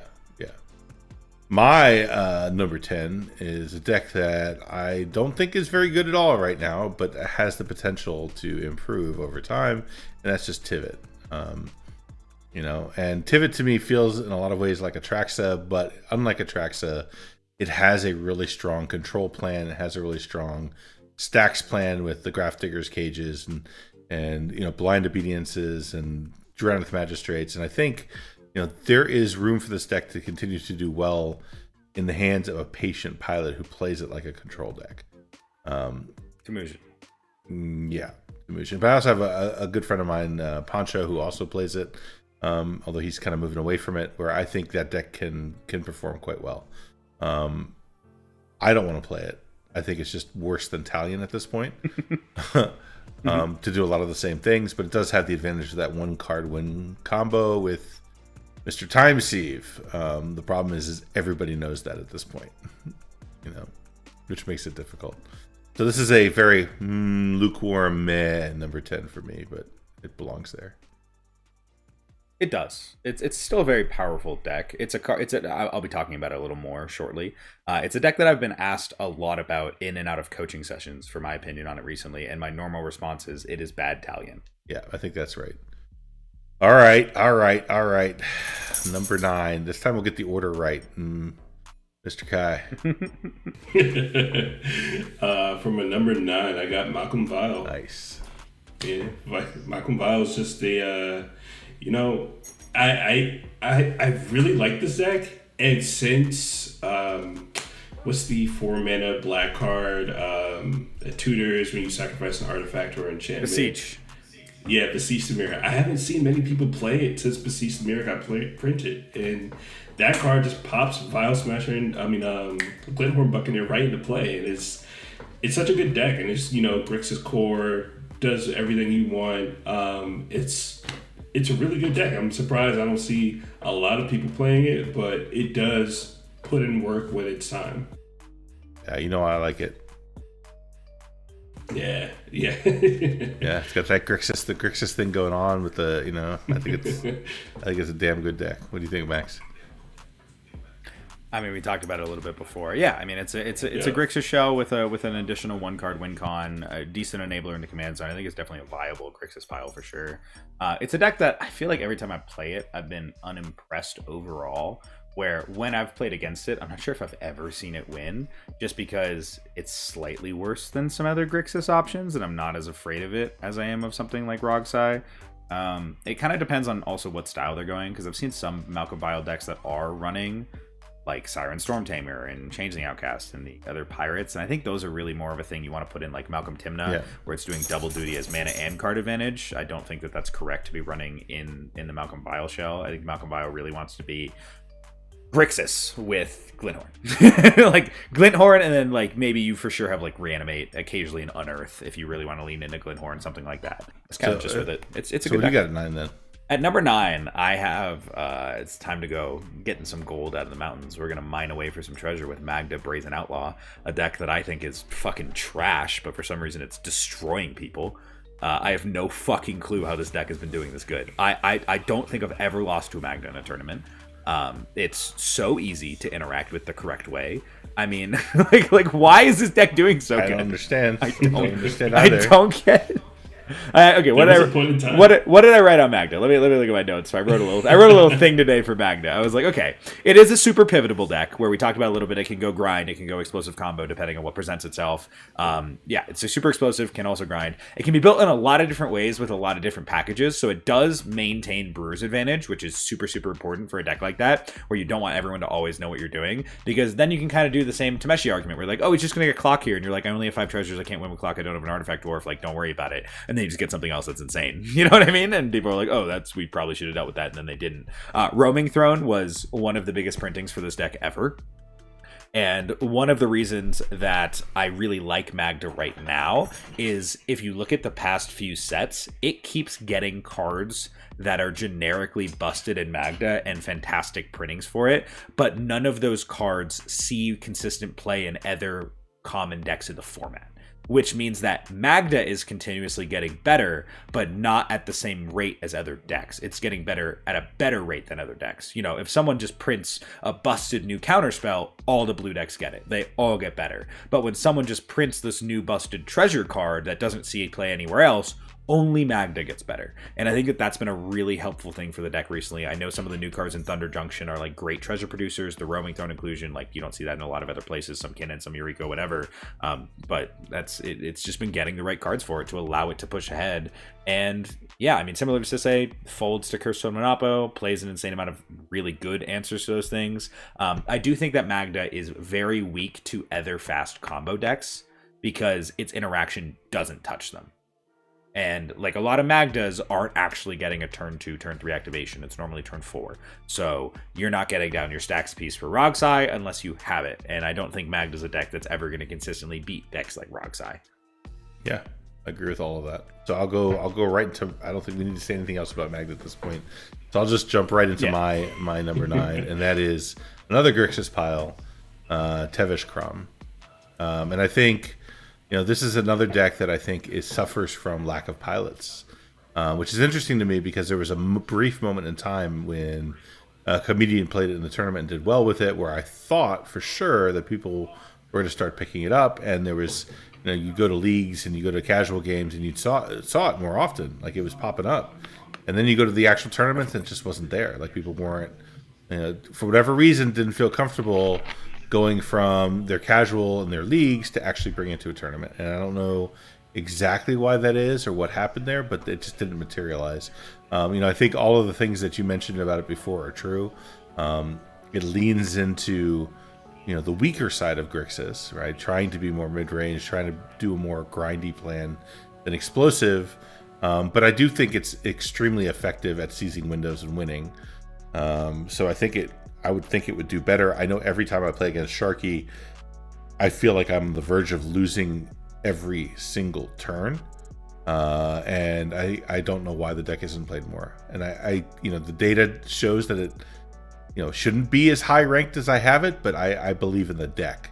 It's sort of the opposite of Magda, where I look at Magda, I'm like, the little stupid dwarfs, low card quality. Like, why is this deck good? It's not good. Opposite with Tevesh Krom. I look at Tevesh Krom and I'm like, this deck looks amazing. Like, there's lots of good card quality here, and for whatever reason, it's not putting up the results. So obviously, like, Ian is Ian, right? He's a god tier Magic player who can win with a ham sandwich. He could literally bring a fucking slice of cheese to a table and somehow he would win the pod. I don't know how that works, but it happens for him, and that's great. I think that I definitely did see an uptick in Tevesh Krom in tournaments right after Ian's win with it. Like, there definitely was some more people playing it. They were just in the losing bracket because they weren't winning games. And the problem with that is a lot of people were building it like Ian, and those players are not Ian. Ian is a politics specialist. Ian dominates in the mid game. That's his comfort zone. That's what he likes to do, and not a lot of people play like Ian in that way. The reason that Sharky is terrifying is if you look at the difference between their lists, Ian's on Counterbalance and Top and these mid-rangey cards and Ledger Shredder and just like ways to filter and like do the things really nicely. And Sharky's on like Culling the Weak, Beseech the Mirror, Windfall, Notion Thief, like things that just say I'm going to explosively win the game. Yeah. Sharky's list is more terrifying because it leans much harder into the strengths of Grixis, like we talked about. It leans away from going quick Crom Tevish and goes much more towards I'm gonna fucking kill you, versus people on Ian's list are leaning more into I want to get down my commanders and draw cards. Yeah, I think that's accurate. I think that's very accurate. I always felt like, I love Ian. I think Ian's amazing. I always liked Sharky's list better than Ian's list. I always thought it was a much stronger, more capable tournament list than what Ian put together. I feel like Ian was kind of like going against the grain and, again, stretching the deck beyond what it really should be capable of, with his own skill in politics. Whereas Sharky's deck, I think, is just legitimately a powerhouse of a deck, and then you add Sharky's capability on top of it, which is not even politics, just straight up understanding the game and how to set things up and how to take it down. Sharky's not a yapper. No, he's not. Sharky's not a yapper. Which I did a ton of coaching on Tevesh Krom right after Ian's win because a bunch of people came to me with that deck, and a lot of them were just like on Ian's list and wanting to talk about it. And a lot of those coaching sessions did devolve into us finding a middle ground between like, hey, let's cut this Counterbalance on top. Let's cut some of these more slow cards and let's add in some of this actual Grixis gas. Yeah, makes sense. What about you, Kai? Have you played Tevesh Krom? I haven't yet, but I'm looking to play it in the future, most definitely. I'm probably going to build it more like Sharky, because I do like Sharky's version a little bit better. But I really like that Grixis core, and I really like the the two big beefy boys in the command zone. Want to play out some Crom, start swinging with it. I'm ready. Hype. Oh yeah. I like Tevesh in general. I feel like we've got to find ways to play Tevesh more. And I don't know what the answer to that is, but I love Tevesh Thrasios. Yeah. You want a mid-range Tevesh deck? There it is. Yeah, something. All right. Well, what do you got at number 8 there? Oh gosh, you guys are gonna love this one. I got the government name of Robert Nicholas. Let's go. Yeah, that deck is insane. I just always find that like it comes down like turn 1, turn 2, and it just starts generating advantage like crazy because everybody's like, oh, I played my Mana Vault. Ping, that's a card for you. Like City of Brass. Ping, that's a card for you. Like it goes crazy within a turn cycle. It's insane. Yeah, yeah. I might be biased against Mr. Throbby Boy right now, just because I played against it in a tournament this past weekend, and someone chaos warped my my Talion, and I flipped into a imposter mech, which became a copy of Ob Nixilis, and it proceeded to do nothing because no one pinged at all, and like 2-3 turn cycles went by and it did absolutely nothing. So, right. But your deck is not designed to generate pings. I know. I understand. I understand. But nobody was generating pings on anything, including Ob Nixilis himself. So, I mean, yeah. My deck is designed to not really care if my opponents are naturally pinging themselves. It's free value, and I love what they do. There's no play pattern I love more than Blue Farm playing turn 1 Esper into turn 2 Tymna. Yeah, of course. And I play an Ob, and they're like, okay, swing at someone with Esper. Take 1 life. Oh, they get a trigger. Okay, Tymna trigger. Lose 1 life. Draw 1 card. I'll get a trigger. Like that shit is so much fun when you get it going. You see how hyped he gets when you mention the deck that he brewed? Like, you see it? You see, like, his eyes get, like, little sparkles in it. He gets little sparkles. He starts shivering. He starts doing a little dance in his chair. He's like, he said, I'm Nixilis. I'm Nixilis. Oh, I fucking stand by, dude. Oh, there we go. Ob Nixilis, Throbby Dobby, Schlobby Dobby is the hardest I've ever cooked brewing a deck. I love this deck, dude. It is so much fun, and genuinely, it has not been having a ton of success lately from a data standpoint, and my opinion on that, and I'm not trying to be mean to anyone, but when I've seen it played in tournaments, and when I've had people come to me for coaching, and they talk to me about their play patterns, and we're going through goldfishing and what they tutor for in situations, people play the deck wrong. People play the deck so fucking wrong, where they're just like, oh, I have Agatha's in hand. I use my demonic tutor on Ballista here. Or, oh, I have one part of a combo. I want to use this tutor to the other piece of the combo and just snipe the win here. And I'm like, no, stop doing that. Just get something that gets you more triggers. Mm-hmm. Go get Grape Shot. Mm-hmm. Stop trying to just snipe the win attempt in a way where if they have one counterspell, you die. Put them in a situation where you have more win conditions than they have answers. That's the correct way to play the deck. Yes. And I'm sorry, I have it coming up in a couple of picks. And so, like, so many times they've been like, but I could just win the game right now if this resolves. I'm like, that's great. Go get Grape Shot instead, draw 10 more cards, and then you're still going to win the game, but a lot more confidently. You have to trust in the non-deterministic storm because it is deterministic, because the deck is built to be deterministic. I mean, this is the Rakdos problem. The Rakdos problem is that the decks are extremely explosive, but they are susceptible to interaction. They are susceptible to, trying to pop off before the window is there and losing, right? So you have to learn how to play into the blue meta with House Blue. And that's a skill set in and of itself. I think, pilots who have that skill set, who develop it, and it takes time. It takes time. It takes patience. It takes effort. Once you're able to do that, then a deck like Throbby Dobby can succeed and can put up big numbers. But I think for the most part, that's playing hard mode most of the time. And, there's already a better Rakdos deck in the format. So fuck off. I mean, Op has more top 4s than Florian has ever had. I'm sorry, I can't hear you. So yeah. So what do you have it? What do you have it at number? What are we at? 8? Yeah, 8. That's fine. We can cut it off because I have Ob Nixilis not in this pick, but at a higher pick. Yeah, of course. So at my number 8, I have Tivit Seller of Secrets. Yeah. Because I still think Tivit is a really good deck. I think it is literally the way I've been describing it to people was funny you said it. I think it's better than Atraxa, and I think it's worse than Talion. Yeah, I think that is the range that it falls in, and that is exactly what I've been telling people. Yes. The problem, what's nice about Tivit, you're looking at a control deck that can efficiently win the game, and that sounds awesome because you get your Time Sieve and your Transmute and your Kitten to Fairy and all these cards that say, haha, I won the game. That's awesome. That's so cool that my Control-y Stacks deck can just randomly win out of nowhere, and that is sick, and sometimes it works. But what I don't like about Tivit versus a deck like Talion, I'm going to compare it to Talion here, is Tivit has the problem of when you need to be a control deck and people are relying on you to be a control deck because that's what they expect out of you, and you have your card advantage going and you're drawing the I win half of your deck and then you lose the game. Versus a deck like Talion that leans into the strengths of what it's trying to do, where if I have card advantage, I'm not drawing win cons because I have very few of them. I don't give a shit about trying to win the game for a long time. I am devoted to just not letting you win. And what I am drawing with my card advantages is things that say you're not winning. I don't have that problem on Talion, and Tivit, sometimes it works, sometimes it doesn't. And that's a genuine issue with the deck, and it's still a very powerful deck. We're putting it at number 8 in the format here. I'm not saying it's bad. I'm not saying it's not viable. It can absolutely take down events and win games. It requires very specific pilots to do so. You need to be a control player. You need to be good in the long game slog, and you need to know when to snipe your windows. But I don't like that it just sometimes draws the wrong half of its deck. I want a deck that consistently does what it wants to be doing, and I don't feel like Tivit consistently does what it wants to be doing because of the way it's built. Okay, what do you think, Guy? What's your thoughts on Tivit? I mean, bro, I think you said it all. No comment.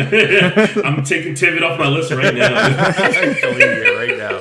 It's like, all right, you got it. It's gone. Yeah. You got it ranked higher than me. Dude. Yeah. So my number 8, I have a deck that I think is up and coming in the format. I think we're going to see it explode over the next 6 months. I think it's just a matter of getting the build right, and that is Malcolm Timna. I think it's gotten so many great tools recently that it's just a matter of finding the right combination of those tools, and I think in the right pilot's hands, I think we're going to see it start to have a lot more success. I think Delny is extremely powerful. I think Trouble in Pairs is extremely powerful. You've got all the draw engines. You've got the same kind of control package that you get in Talion and Tivit. And you just get more resource generation than either of those decks in terms of mana, right? That's the big difference. So I think we're going to see this deck do well. I think it's just a matter of, do you want to build it more attrition? You can do like what Ian did when you have like Cabal and Blood Chief's Ascension and Shieldred, or you could do a completely different direction and just try to, control the game and win out of nowhere with, Grand Abolisher effects covering an ad nauseam. I think the deck is poised to do extremely well. Yeah, it's a deck that I really like right now, and I kept looking at my list, and I was like, is this where I put Malcolm Timna? And I kept asking myself that question until it didn't even make it on my list. Because, like I said, I've been a little more data biased. I think it makes my list if I wasn't being data biased, but the deck has done nothing. It has been garbage the last few months. It's in that time where, Delny was spoiled, and we talked about this last time, and we were like, oh man, this deck's about to pop off and be insane. Like, I'm gonna have it ranked so much higher next time. That was the expectation. But if you look at its conversion rates and its win percentage, like, the deck has done just nothing, absolutely nothing. And people are playing all these cards. It's not like they're not playing them. There's been good pilots playing the deck as well. Like, Ian took it to a tournament. Ben Labe, I don't know how to pronounce his last name, was back at Punt City. Like, all the right pilots have been there for it, but just no one's been able to cook with it. And it doesn't have the Tivit problem because you have Malcolm and Timna, so you're just gaining mana and cards, which are the 2 resource axes of CDH. Everything on paper says this deck should be good. Everything on paper and everything we've seen it get, the tools it's received recently, say it should be good. I just do not understand why it is not doing well. I'm very interested in picking it up and playing it in a tournament and trying to understand why this deck is not having success, because it feels like it should be doing excellent. Yeah, I think it's going to find its way. It's just a matter of time. Yeah. I think my main issue is that there's way too many different versions of the deck. Like, there's like Turbo Naws, and there's like Citadel, and there's just like true mid-range, and there's Doomsday. Way too many versions. Yeah, it's Doomsday too. Yeah. There's like Guff Piles and things like that. Yeah. There's a lot of people who just hate Doomsday, and I can understand why. Yeah. Yeah. All right. Yeah. What do you got next, Kai? What do you got? Another one you're gonna love. I wanted this to share the 8 spot, but I got Talion in number 7. Nice. Yeah. See, since you guys are the Talion men. Exactly. I mean, tell us all of your opinions on Talion. I think we're gonna hold our own for a little while here. Oh yeah. Yeah. I think it's a really good control deck. It's like probably one of the top 3 control decks in the format at the moment. It plays like almost pretty much anything you want to do, and I think it's responsible for finding the Blood Chief Ascension, Mnemonic Betrayal thing. That interaction is kind of insane. I really love that deck. And also, it just kills people by accident, which is really cool because people think they have enough life and they're casting 2 drops and 1 drops. Obviously, if you name 2 and 1, they just die because they think they have enough to win, and they miscalculate maybe 1 spell and they're just dead. Yep. So, yep. Yeah, that's usually how it goes. Yeah, I'm gonna hold my comments for later because I'll hold my comments about the deck, but so when I played Malcolm Vile at this IHOP late night the other day, I was against my Italian deck that the person who had the Malcolm Vile deck was playing, and another person also cloned the Italian, and I went for a Necro Lion. I went down to 17. I tried to be responsible with it, and there was a Chalice on 1, so I couldn't Trash 1-drops. And I realized I had a line to win the game through my hand. It was Born Upon a Wind, into Wishclaw, into Thassa's Oracle, Tainted Pact. I had the Thoracle. And I did all the math for it, and I was like, this in total cost me 9 mana and 17 life. My exact mana production on board was 9, and my exact life total was 17. Because it was 16 damage to Italians, and I had to tap a Mana Confluence, and I was like, cool, I'm cooked. Like, I can't do shit. Love it. Yep. All right. What do you got? What are we at? Are we at 8 now or 7? I don't remember. We're at 7. Okay, so what's your 7? We're at what's 7. Dude? At number 7, I have Throb Dixilus Schlaptive Blinkpin. The man, the myth, the legend himself. I fucking love this deck so much, dude. There are a few decks in the format that are genuinely more fun to play. Like, this deck is absolutely fucking wild. I had a tournament game that I was in 4th seat, Mull to 4, started Jeweled Lotus LED Ob, no other permanents on the battlefield, no cards in hand passed. One on like turn 5 on top of a silence, doing 40 damage with instant speeds and pingers. Like, the deck just cooks people. It is wild. There has never been, Florian is a surgical deck when you look at Rakdos decks. You know, Florian is very surgical in like picking its window and doing it the right way. It doesn't have immense card advantage without Necronaz, Citadel, whatever. If you look at the other Rakdos piles, like, Tevish Rograk, like, still they're trying to just like resolve one big thing and win the game. Like, a lot of the Rakdos decks in the format are trying to do one thing, and if that one thing gets stopped, they gotta reset, try and refill, try and find another way. Ob Nixilis is the only Rakdos deck in the format that gets access to fucking everything, man. Like, when you go for a win in that deck, you're not going for one win in that turn. They gotta stop you 4 times. Like, and while they're trying to stop you, you're getting access to more things, and you're doing more. Oh, you force of willed my thing? That is an Ob Nixilis trigger, thank you very much. Like, I don't fucking care. I'm literally casting spells just to get Ob triggers. I don't give a shit what you counter. And that's so much fun. And similar to it, like, when we're talking about Tali, like, what, are you going to counter a Jewel Lotus? Like, what, you're going to spend your counter spell on a Kessig Flame Breather? No, you're fucking not. And guess what? I'm going to cook you with this Kessig Flame Breather. Like, people don't know which pieces to hit. The amount of times I've had to sit there for 10 minutes while I have a spell in the stack because they don't know if this is the correct spell to counter because of what I have in exile. I love this deck. I love being given... One of the things that has always been really enjoyable for me in Magic, even going back to my casual days where my Muldrotha was my favorite strategy, is I don't like stuff that is super linear, because super linear things bore me quickly. I like to be given a ton of options, and I have to figure out the best option with what I'm presented, and Ob Nixilis hits that part of my brain on repeat, because I'm looking at a pile of 12 cards, and I'm like, what's the best line here that I can possibly do of my 18 different options of what I could do here? And being able to grow with the deck and go from being a control-only player to this being the first turbo deck I've ever piloted, and now being in this point that I'm comfortable going through those types of lines and figuring out what is the best contextual one to go for, I love this deck. I love this deck so much. It makes me very happy, and I'm very, very proud of it. And as usual, I have to shout out my buddy Kaiser from Boston, who I brewed it with. Like, this, what a pile. What a fucking pile. The name of it on our primer list is Ob's Palace, and then my paper test list is Throb Dixilus Schlaptive Blinkpin, parentheses. This deck is Draft Chaff Tribal, and your deck is still obsolete. Yup.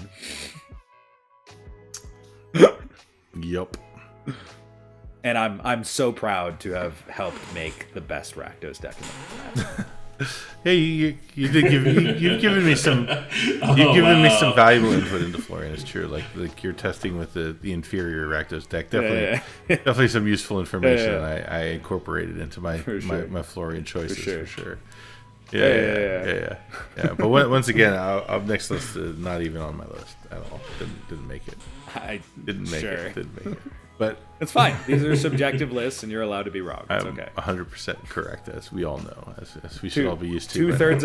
Two-thirds of us had it in our top 10. So I don't know what you're trying to cook with. You know, that doesn't mean anything. It just means I'm more right than both of you. That's all. No big deal. No big deal. Hey, look, that's how that works. you've got those 3 people in the Florian section of the Colors of Crutch Discord on your team, and I'm but they are more passionate than any other Rakdos players there are. So what do you want from me? All right. So anyway, I will not deny that. You guys are a passionate fucking you're group. goddamn right. You're the 3 Musketeers of Florian. Jesus Christ. All right, I gotta join the Florian Yeah, group. come on, play it. I gotta stand up. Yeah, it's okay. I have continuously offered to Max. Kai has experienced Florian in a tournament. He's experienced it. Yeah, I have. Same. It's very fun. Yeah. All right, so moving on. So my number 7. All right, my number 7 is Rog Thrasios, and this kind of is an interesting conversation. Because this is a very theoretical deck at this point. If you saw, there's a Sam Black article that came out a few weeks back, really exploring Rog Thrasios and what the capabilities are. And I think that this deck is poised to show up on the scene pretty soon. I think it's still being cooked. It's still being worked out. I know that there's some European guys who are working on it as well. And I think, even though there's no data that really represents it right now, I think that all of the pieces are there in terms of the teamer plan, the infinite mana outlet in the command zone. You've got the speed of Rograk. You've got the, the teamer Sabretooth lines. You've got the Cloudstone Curio lines. You've got Dockside. You've got everything you need there for this deck to be a real powerhouse. And I think it's just a matter, it just needs to cook a little bit longer in the oven, and then I think we're going to see it come out and just dunk on people in the next few months. So one of the cards a lot of those decks are playing right now? What's that? Atali. This random Atali. What? Why? Because they're like, well, it's a Cloudstone target that wins the game. For one thing, but they're also like it's just a big drop that gets so much value that they're also, so a lot of them are on Displacer Kitten as well, which Atali plus Displacer Kitten wins. It is sure.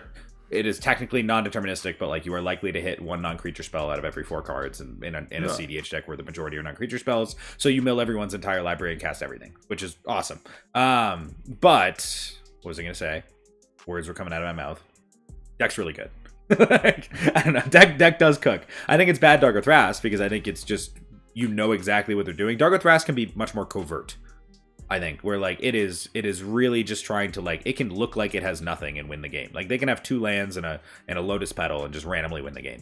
I don't think Rog Thras does that as covertly. It's a little more on board, a little more telegraphed, but it's slightly more generically enabled, I would like to say. Like Dargo Thras is more enabled for true explosivity because of what Dargo does, allowing you to get Tidespout Tyrant, giving you the Neoform lines, being so broken with Dockside. That is more explosively enabled, but generically enabled is kind of the same conversation when we talk about the other Grixis decks versus Rogsai, where like Rograk is just such a crazy enabler. Like he gives you the consistent Springleaf Drum, mana production, free spells, all of that just turned on, and Rog Thras does that in the same way, where it's teamer but fully enabled from the beginning of the game rather than needing to find that enablement. Right. Exactly. What about you, Kai? Have you played with it at all or messed with it?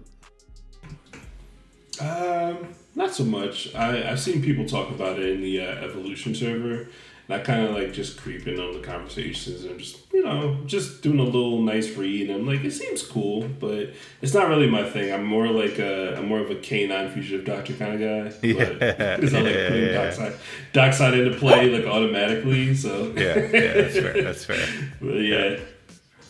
But yeah, I think it's a cool deck. Yeah, and I like that it turns on the Fears and the Swats and all that stuff. Springleaf Drum, pretty cool. So yeah, it gives you really good access to like a lot of mana and free spells. So yeah, I do like it though. Yeah, what do you got at number 6 then? Tevesh Kram. Yeah, I did say it was coming back, but yeah, Tevesh Kram. I got Tevesh Kram on there. Solid deck, solid Grixis deck, and like you said, there's like couple versions to play, like the super mid-range version and the Sharky version, which I'm going to call it now. But yeah, the Sharky version is pretty cool. But yeah, Tevesh Kram. Nice. Tevesh Kram's pretty cool. And that's one we've talked about enough at this point. I think we all respect the shit out of that deck, especially Sharky. So AB Shark do.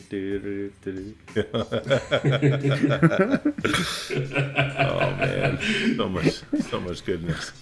Yeah. All right. What do you got for number 6, Max? At number 6, I'm putting way more respect on the Warrior Queen than you are. I got Najeela Blade of Blossoms because this deck is fucking wild. Like, do I have it at number 1 anymore? No. When we first did this list, Najeela was the deck that terrified me the most. For the same reasons I said. It was like, what win con do I stop? It has all of them. Like, it literally does everything. And especially as someone who at the time was only playing Kinnan, the fact that on top of having every win con, it also just played Culling Ritual, I was like, fuck this deck, honestly. I like, what am I supposed to do? But it still does all that. And it has gotten better as any generically good card it can play. It is in 5 colors. It has access to all of them. And then some of them have been very conveniently printed by people in the card design section who obviously have Najeela decks, like Cutzel. Why the fuck did they get a green silence effect on a warrior? I don't get this. I will never get this. Why did they do this? But the deck is still so powerful. And yes, its weakness is card advantage. That will always be its weakness. And that's what I think is going to keep it out of my like top 5 for a while, is kind of what I expect to happen, unless we go full turbo meta again. Because again, when we made our first list, we were very much in that summertime proactive Mardu Summer, Rogside, Najeela turbo meta, where people were just like, you're losing on turn 2, or maybe not. And Najeela's problem is, if it goes for the win really early, and it doesn't have access to the Samut, or the Rhystic, or the Mystic, or the One Ring, or whatever form of card advantage they are trying to obtain, it's in a pretty rough spot where it's top decking, and its top decks are not super great, because it's not as good as like Blue Farm and top decks, I would say, where Blue Farm has more access to 1-card win cons. It obviously can do the Nas thing. Some of them used to be on Necro. That's not normally what they're doing right now.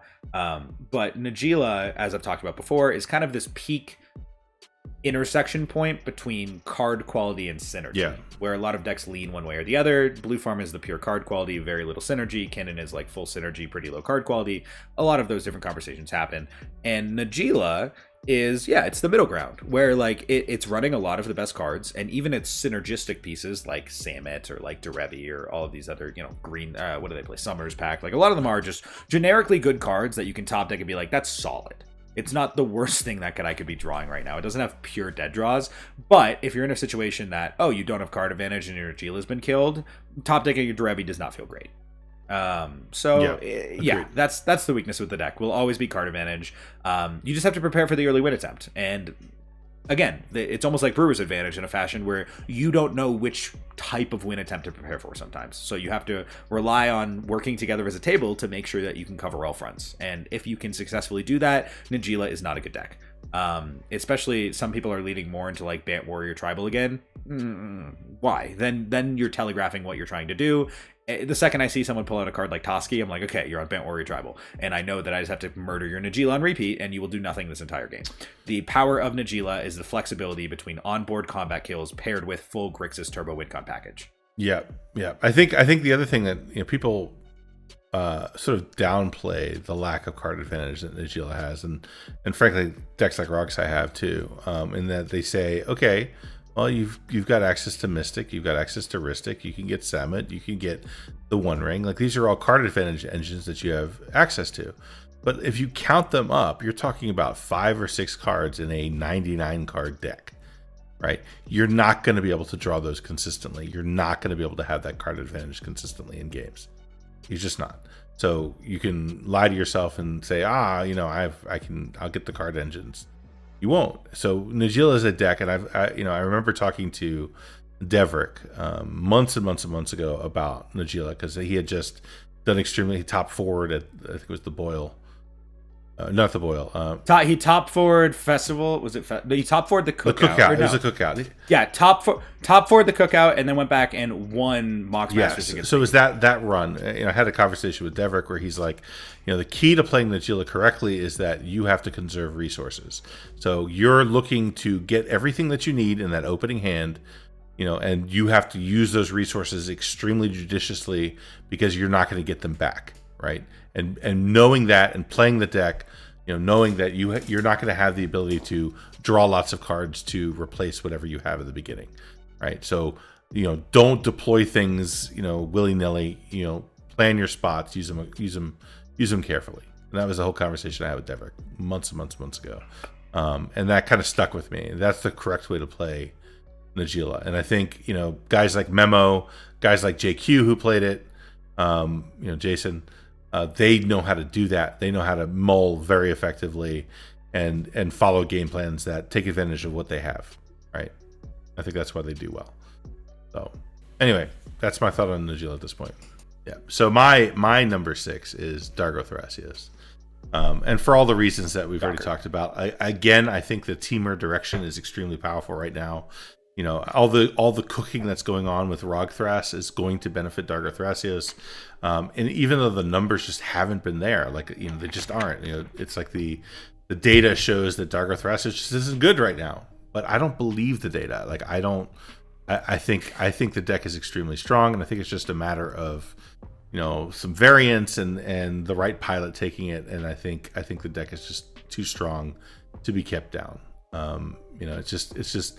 I think you're eating glazed waffles for breakfast, but sure. 100%. I am all about glazed waffles, man. I'm on board. Oh god. On board.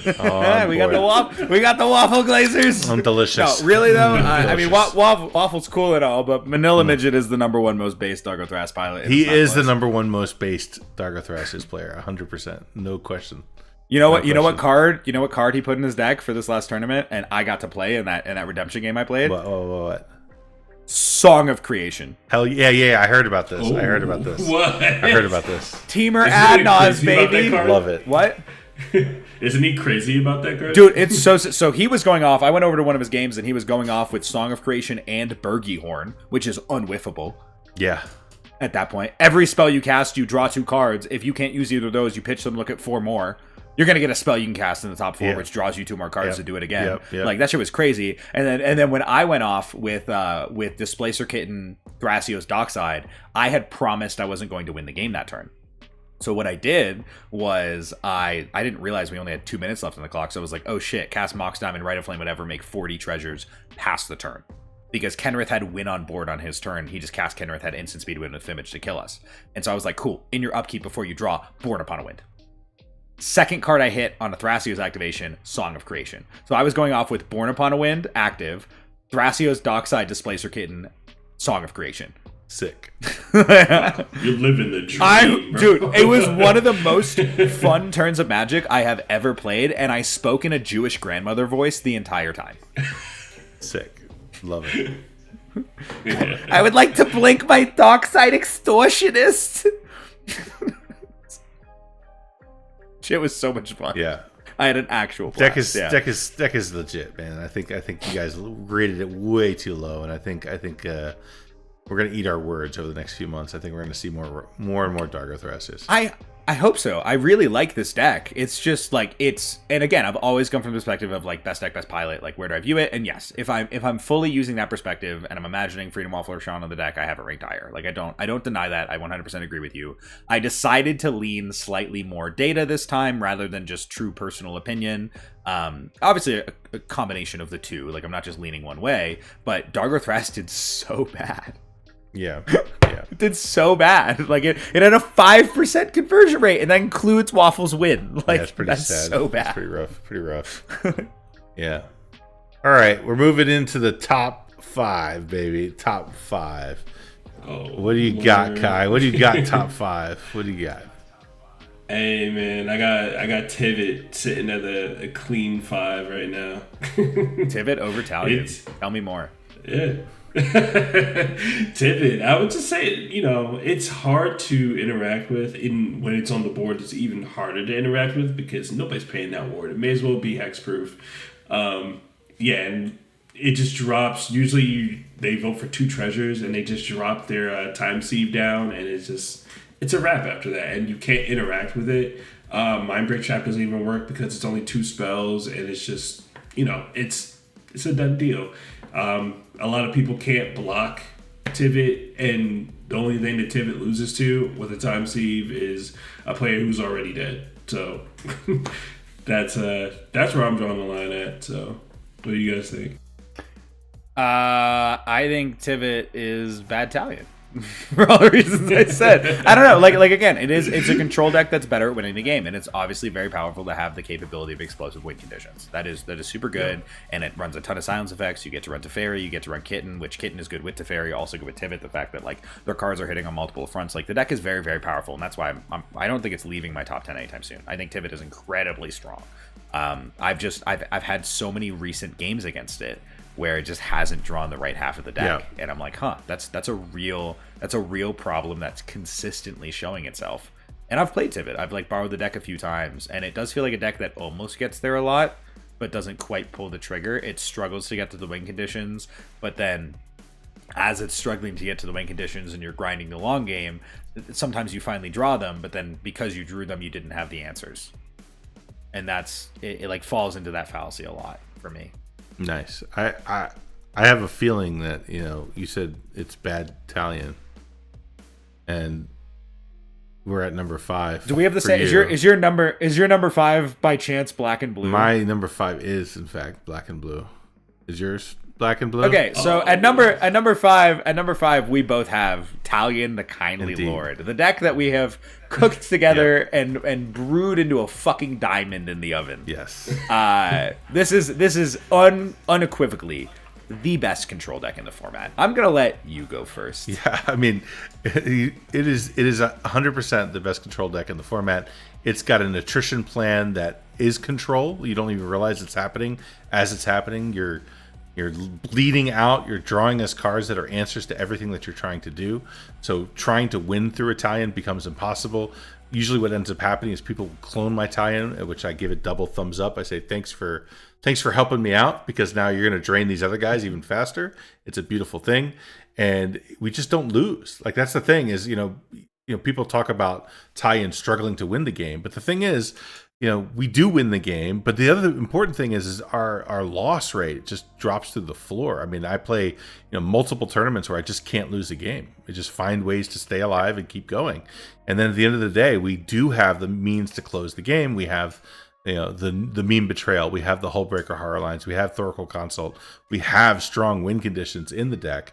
And, we're able to just survive until we have everything that we need, either in our opponent's graveyards or clonable, targets on the battlefield, to just close it out. It's a beautiful, beautiful deck.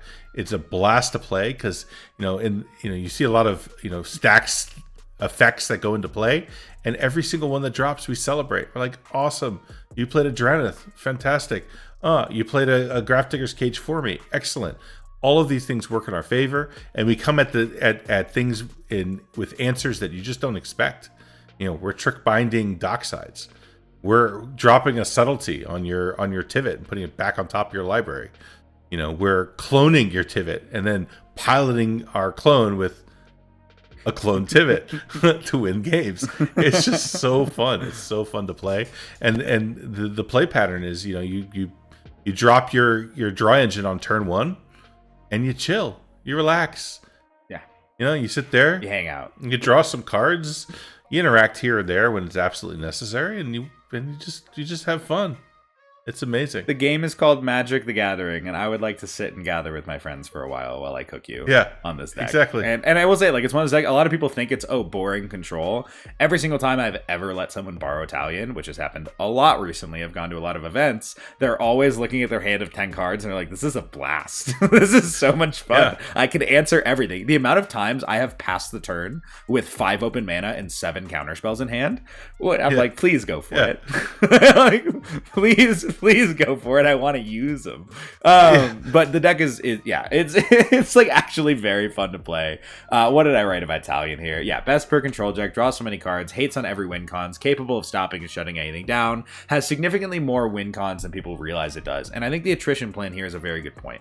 Because it's kind of the same way we're talking about Nagila, where it has the on-board win conditions and it has the on-the-stack win conditions. Talion is similar, where it has the on-the-stack win conditions where we're trying to go off with Hullbreaker Horror or Meme Bet or Blood Chiefs or whatever, but that is also paired with this natural attrition plan that is a real win condition.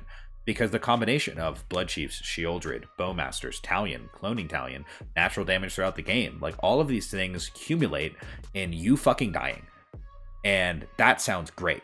And if that doesn't work, then I put you in a place that, because we've played this game for so long and I've accumulated the resource, I can go for the most protected win attempt that doesn't include a silence effect of all time. Yeah, your life total is the Grand Abolisher. Yeah, your life total is a Grand Abolisher, but even more so, I'm like, when I'm putting my Hullbreaker in the stack, just so you know, I have at least 5 spells in my hand I'm casting at instant speed. Yeah. There's nothing you're doing that's getting through right now. You look at people and they're like, oh, we got to fight over this. And I can look at them with the whites of my eyes showing and say, it is resolving, but you're welcome to fight.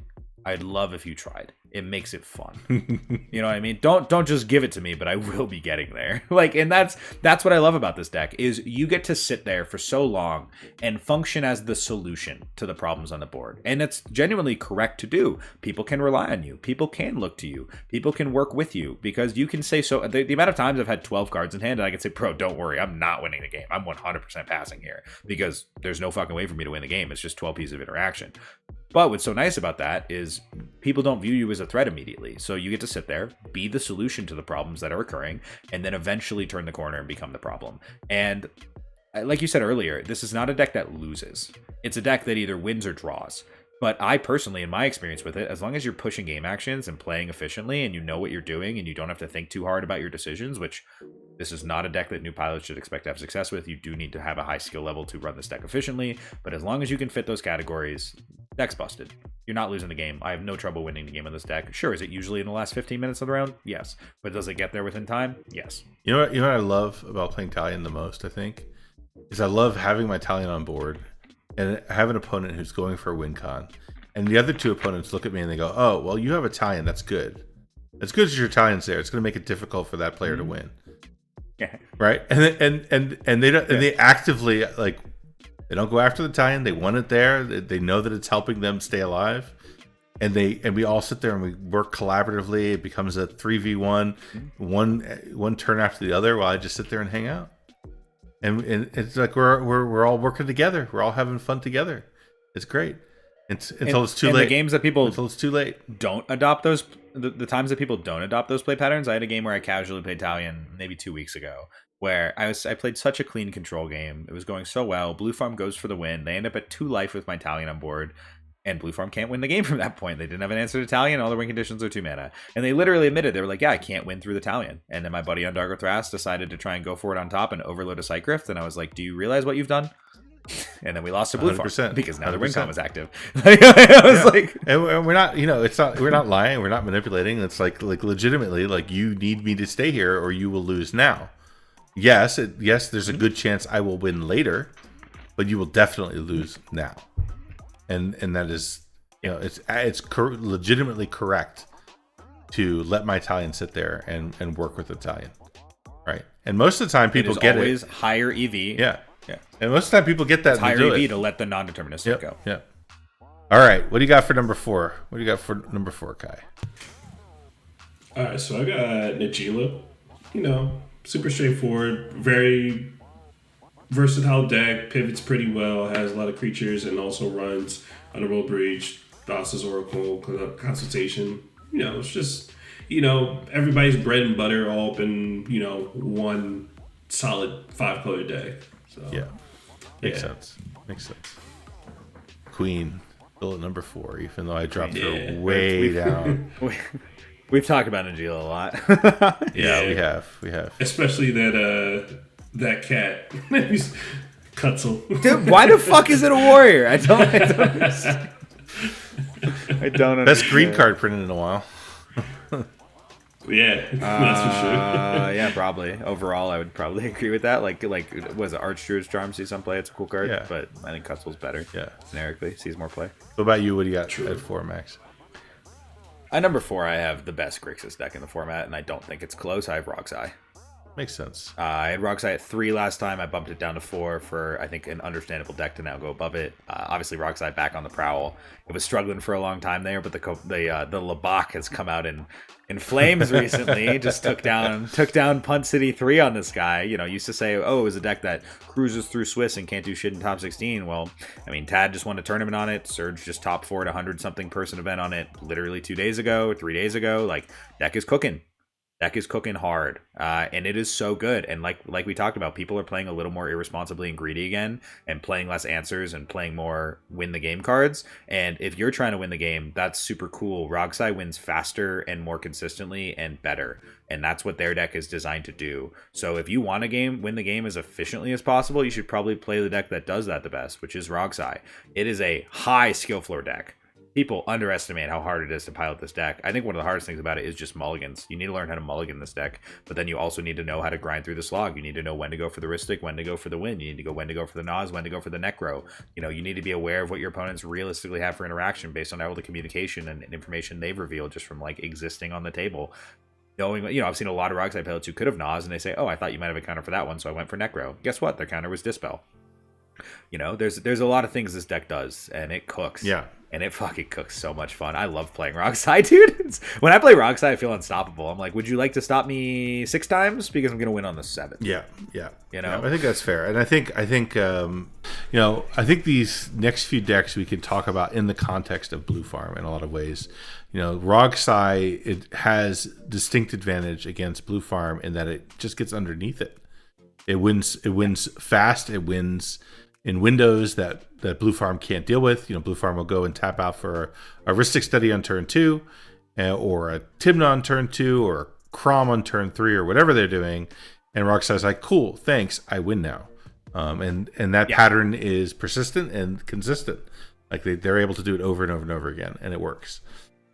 It's an awkward thing because when you're against Rogueside, it's actively correct to mulligan for a card advantage engine that happens from them casting a lot of spells. Like, that is the correct thing to do. But it's also awkward because you tapping out for a turn 2 Rhystic also presents them a window where you're tapped out and they would like to win the game. And you can draw 7 cards in the process. The likelihood that one of those is a free piece of interaction that stops them when they most likely also have protection because they have so much enablement from Rograk is low. Yep. And they most likely just win through whatever you have. Yep. Like, Rogueside is, when I was playing Rogueside, I would say that is the most consistent protected turn 2 wins I've ever had. Like, I've had a lot of decks that have had turn 2 wins, but they're just sending it with what you got. Rogueside consistently has a turn 2 Adnaz Necro something with protection. Yep. So I guess that brings me to my number 4, which is, and in a minute.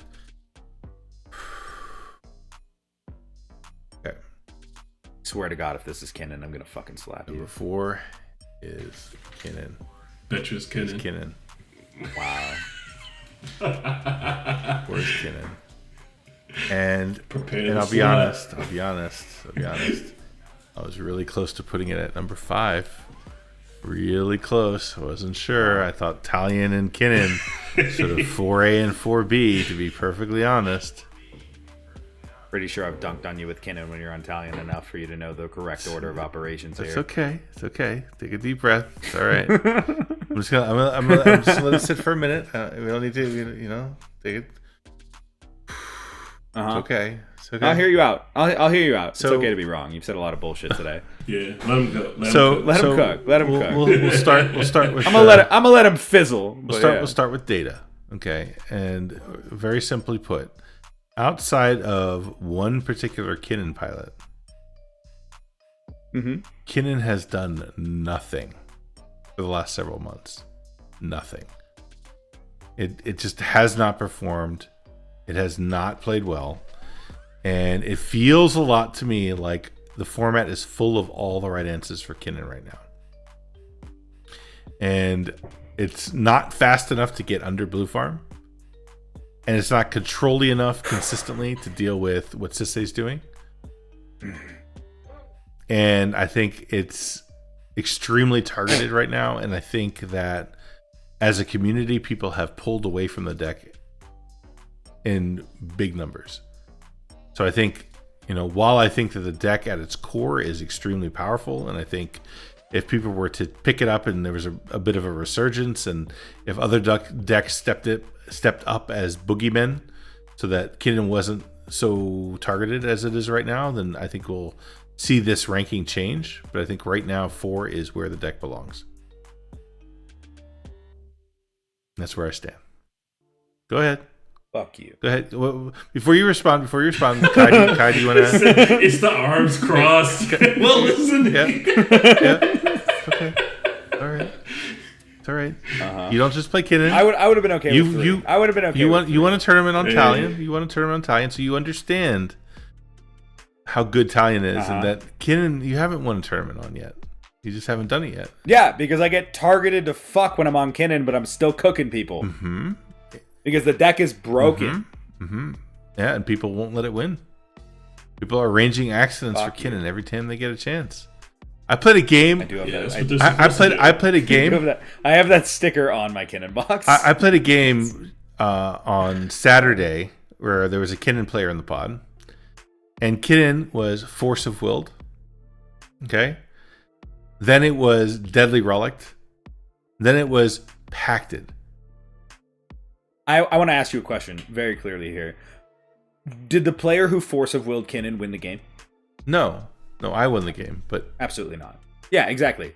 I've never like. but I Deadly Relic Kinnan, so I won the game. Yeah, that's fine. That's fine. You want to remove it? Whatever. I'm not going to argue Deadly Relic, but a Pact or a Force on Kinnan, unless you have legitimate win on board with him existing at instant speed and there's no other answers to it, like unless you're in that position in the game, a collective 0% of the time that an interaction like that has been used on Kinnan have I ever seen that person win the game. I used to have a list of every single time my Kinnan was stern scolding, and not a single time did the person who's stern scolding my Kinnan ever win the game. Well, I stern scolding your Kinnan. I won the game. When? Wait, what's the logic on this? I'm just saying that people are dumb and they need to fuck off. Can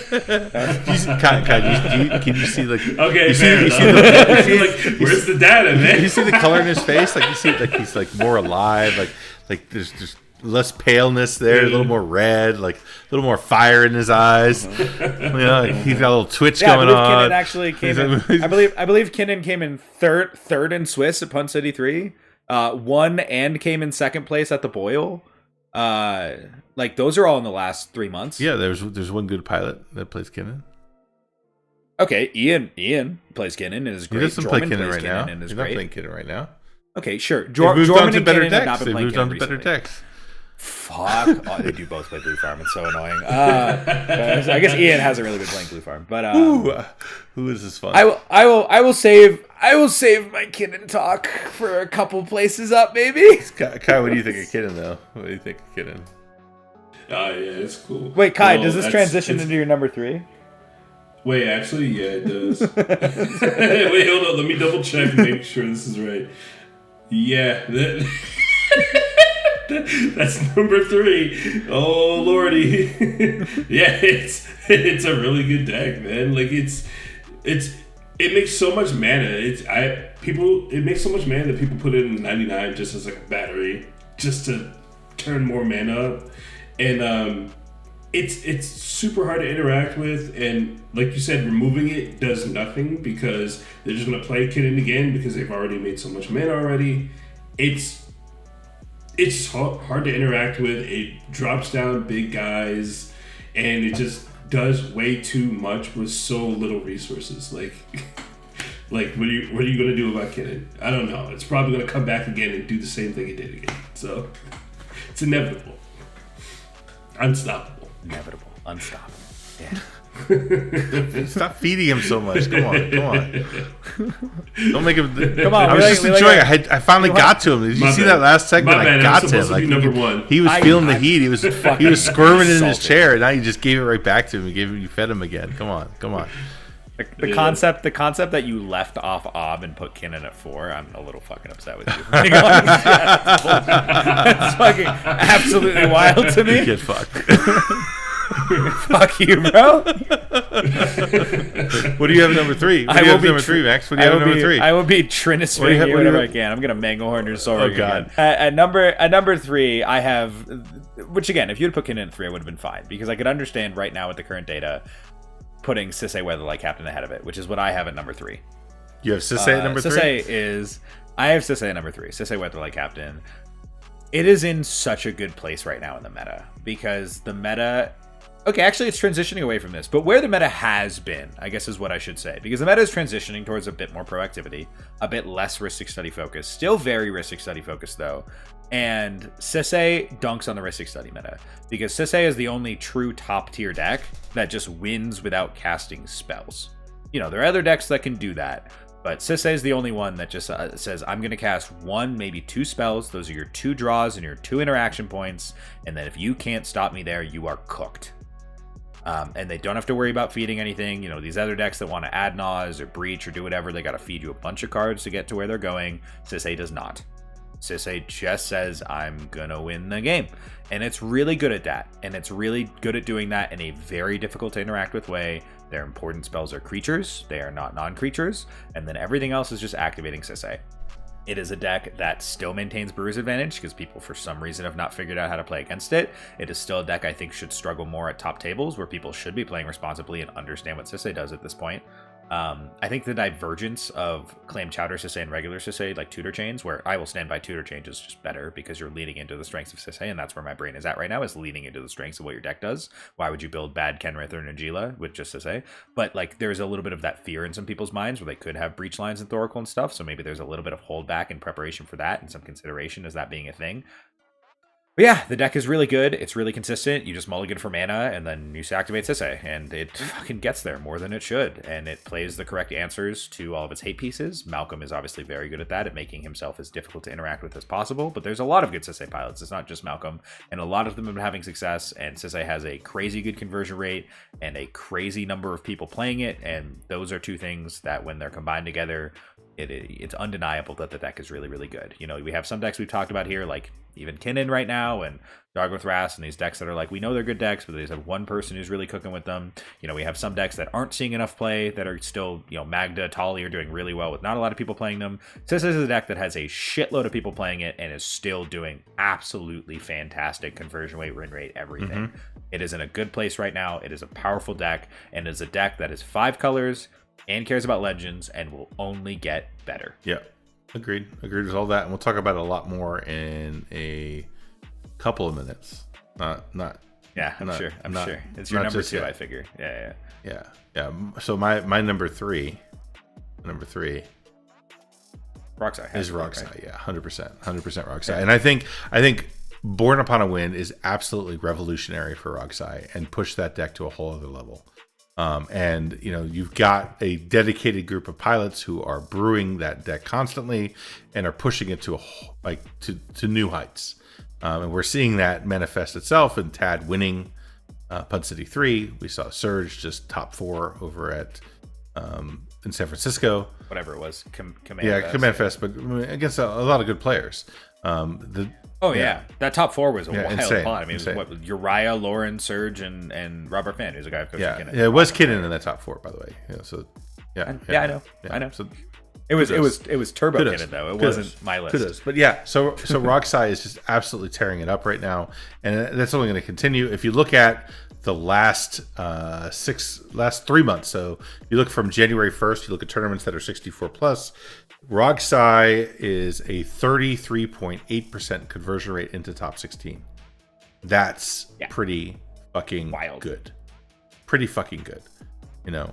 And so it's proven itself at this point. You know, in my mind, it's clearly number 3, and it's getting very close to competing with the number 2 and number 1 deck at this point.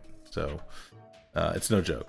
Kai, what do you have at number 3? I don't think anything is close to number 1 right now. I don't either. But definitely close to number 2. What do you think, Kai? What do you got at number 3?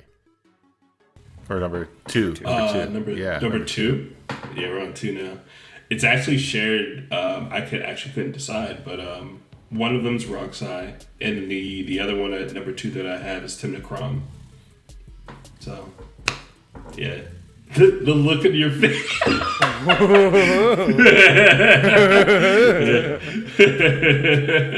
Yeah, Timna Crom. Yeah, it's just a really good.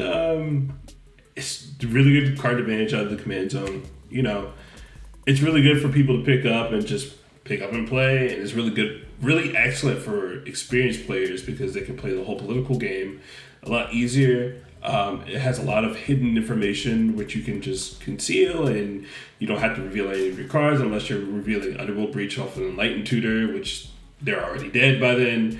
But yeah, I think Timna Crom is up there. It's on the number 2. Wow. Yeah. Yeah, and Roxai. Expecting number 1. Yeah. So wait, what did you say? You said Blue Farm and what? Blue Farm and Sisay or Blue Farm and Roxai? Blue Farm and Roxai. And do you have a deck at number 1 and still, or no?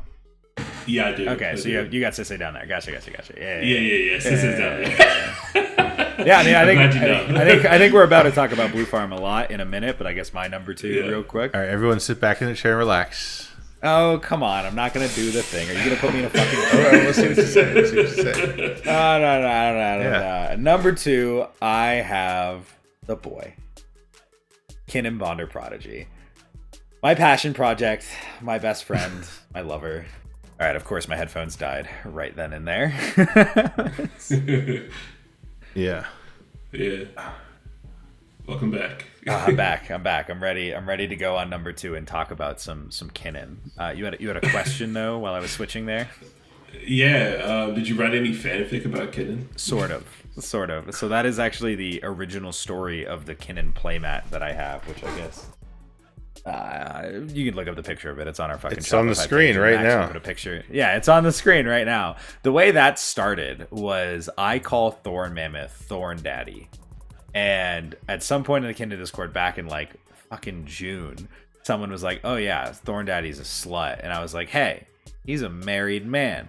And people were like, who's he married to? And I said, Seedborn Muse, of course. And then I wrote up this entire fan fiction style prompt for the Seedborn Muse Thorn Mammoth wedding, where Kinnan was the best man, Glenelender was the maid of honor, Tezzeret was the officiant, like Basalt Monolith was the cake, it's happening at Gaia's Cradle, everyone in attendance, like all of the things that are on the Kinnan playmat were this fan fiction Thorn Mammoth Seedborn wedding prompt that I came up with. And then when it came, and then after I did it, I was like, honestly, this would make a sick playmat, and that was how the original Kinnan playmat was born.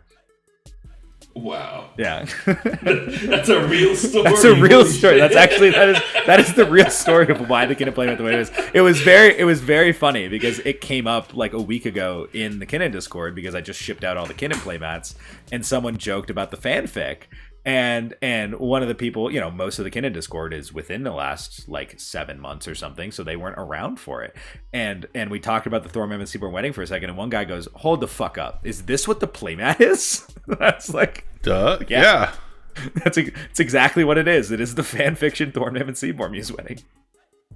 Okay, at number 2, I have Kinnan Bonder Prodigy. Would you like the Rush of Las Vegas, but don't have the wallet to back it up? Would you like to play the only deck in the format that is capable of being a turbo deck, a mid-range deck, and a stacks deck all at the same time? There is only one deck that can do all of those things, and it is Kinnan Bonder Prodigy. We are the premier ramp deck in the format. We are the most pivotable and flexible deck in the format. We are the only deck that can turn 1 a Trinisphere and win on turn 2. There are not other decks that can do that. You always have to be concerned that we are going to win on turn 2 using infinite mana lines. We are so capable of grinding out the mid-range with card advantage, Rhystic, Mystic, One Ring, Consmix, Nezahal, etc. We can stacks you out of the game with Trinisphere, Perplexing Chimera, Glenelendra, Wandering Archaic, Manglehorn, etc., Void Winnower. We have every effect, and we have an effect that dunks on every deck, and we can become impossible to play around, and we can win through the rule of laws and the stacks effects by cheating things into play. We do not fold to any individual stacks piece. You play a Grafdigger's Cage, I don't care. You play a Cursed Totem, I don't care. I have other lines that get around these things. The deck is supremely efficient at what it does. It is able to just always have this little battery ritual in play that lets me do whatever I want, and at the same time, while people think Kinnan is a commander-reliant deck, Kinnan is not the gas that gets the engine started. He's just the nitrous that lets it go full speed. I can absolutely win the game without Kinnan. Some of my favorite games are the games that someone turned 1's a Draneth because the eyes are off me for a change. And I'm allowed to do my thing and develop, and I win pretty much 100% of those games, and it feels great. You know, I did that top 16 at the Boil. There was a turn 1 the Draneth. I won on like turn 7 going infinite with Nyx Bloom and Grim and shit. I don't give a fuck what you do. I'm going to find a way. And I love to grind, and Kinnan is the ultimate king of the grind. Because we've talked a lot about control decks, which Kinnan, I view it as a control deck in its primary form. But it is a control deck that can consistently control, rely on finding control effects, rely on having interaction and answers, whether they're static on board or in your hand. And at the same time, it is always able to explosively utilize a window and use that window and efficiency to win the game. It is able to do everything, and it is my ultimate passion project of a deck. I will absolutely break down in tears the day that I inevitably do take down a tournament on it, which will fucking come soon. I swear to God it's going to happen. Yeah, I'm not going to rant for too long here. I've talked about Kinnan a billion times. You know I love the deck. You know how I feel about the deck. And I do think a lot of people just kind of play it wrong. Like, weird to me that this deck that's so powerful and so busted, it has not been doing well. And I understand that it's been the threat. But what's surprising to me is I'm still playing Kinnan as the threat, and people still view me as the threat and don't let me have my Kinnan, but I still don't have any issues winning the game. So I don't understand why its conversion rate and win percentage outside of me are so low right now. I don't understand what is happening in those games and why people can't find the way, because whenever I look at the deck, I'm just like, cool, I'm going to hard cast this Consphinx. I'm going to hard cast this Nezahal. I don't really give a shit that you killed my Kinnan. Like, what are you going to do about this? Yeah, I think maybe people are too focused on being proactive when Kinnan is a deck that doesn't want to be proactive. Usually you want to elongate the game as much as possible. Kinnan is a deck that very naturally sets up game states of continuous advantage, where your EV on winning the game inherently goes up the longer you wait to try and win. It's often better to play a Wandering Archaic and pass than try and play your Basalt. You know, why play a Basalt where you can't protect it as efficiently and open up a window for someone else when you can just play down a piece that, and this is one of the things that's great about Kinnan, a lot of your pieces stop your opponents while also protecting you. When you look at like Wandering Archaic, Lanolander, Perplexing Chimera, those types of effects, so I'm much more likely to just get one of those down and pass the turn and say, we're hanging out for a while, boys. I would like to play this Trinisphere. We're hanging out for a while. And you just do that, and you do that, and you make everyone's life really difficult, and you annoy them, and then eventually you win. Yeah, I mean, those are all true. Unfortunately, like, I don't know exactly what's happening other than the targeting, but the problem is the data like is just so bad right now. And I get it. I almost put Kinnan at 3. I really did. I didn't want to just like shove it at 2 and say whatever, but then I looked at it and I was like, it's a better deck. like it just is a better deck. So just some numbers to think about. So, you know, going from January 1st till now, there were really a lot. There were a lot of Kinnan entries. Actually, there were 204 entries, which is the most other than Blue Farm. Blue Farm had 293, and a conversion rate of 13.73%. Compare that to Blue Farm, which is over 24%. Sisay was just shy of 22%. Rogsai was 33%. Tivit, which we know has fallen off pretty drastically, is still significantly higher at 18.5%. Najila is at almost 25%. Magda is at 35%. And finally, we see Tevesh Krom being below at 13.4%, and then Atraxa, which is just basically pitiful at this point at under 12%. I will say, I do think that Kinnan is one of those decks where, for a long time, people were saying, oh, the best 2 decks in the format are unequivocally Blue Farm and Kinnan, right? Yeah. And if you're someone looking at getting into the format, there's 2 things you look at. There's one, what's the best deck? What are the best decks? If you care about that and don't just want to like be one of the people, it's like, oh, I want to play off meta shit because that's cool or whatever. Ignore those people. They're not often doing as well in tournaments. But a lot of people are looking and are saying, what are the best decks? So then they look at Blue Farm and they look at Kinnan. And then there's the other question, which is budget. And Kinnan is significantly more budget friendly and newer player friendly on a budget for a lot of reasons than something like Blue Farm. And so you see a lot of people picking up Blue Farm, and you see a lot of people picking up Kinnan. The difference between the two, regardless of price or proxy or whatever, is once people have picked up the deck, I think the play patterns of effectively playing Blue Farm are a lot easier to learn. You know, you learn your breach lines, you learn how to grind card advantage, you learn the play patterns of doing that strategy, and even if you're not great at that strategy, it's still pretty easy to eventually find a way to snipe a win attempt, where just, cool, I have a Grand Abolisher now, I can make that happen. And so I think Blue Farm has still had a lot of success with a lot of people picking up the deck, even who aren't as good pilots, because it's just a little bit easier to learn. Kinnan is very, very unique knowledge, where the stuff you learn playing Kinnan is not relevant to any other CEDH deck. And so if you have previous seed experience and you jump to Kinnan, it's not really helpful. And if you're just jumping into Kinnan for the first time, there's a lot to learn about playing that deck effectively and learning how to pivot between the various strategies it has, which you need to be able to do to play the deck really, really well. So I think it's a lot weaker on that point, where newer players picking up Kinnan do not do well with the deck. And I think newer players picking up Blue Farm are more likely to have quicker success with the deck. So the numbers are going to reflect that. Okay. Yeah, I'll And when you look at Kinnan, like the good Kinnan pilots have not been playing. Stony Tony not been playing, El Dorito not been playing, Comedian not been playing Kinnan, Jorman not been playing Kinnan. Like a lot of the people who are consistently, Pingmeister has barely been playing Magic. Like a lot of the people who are consistently bringing Kinnan and know that deck and can grind with that deck and play it really well haven't been on it.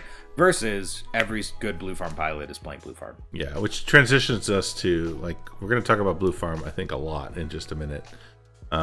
Well, let Kai go over Sisei real quick at number 1. Oh.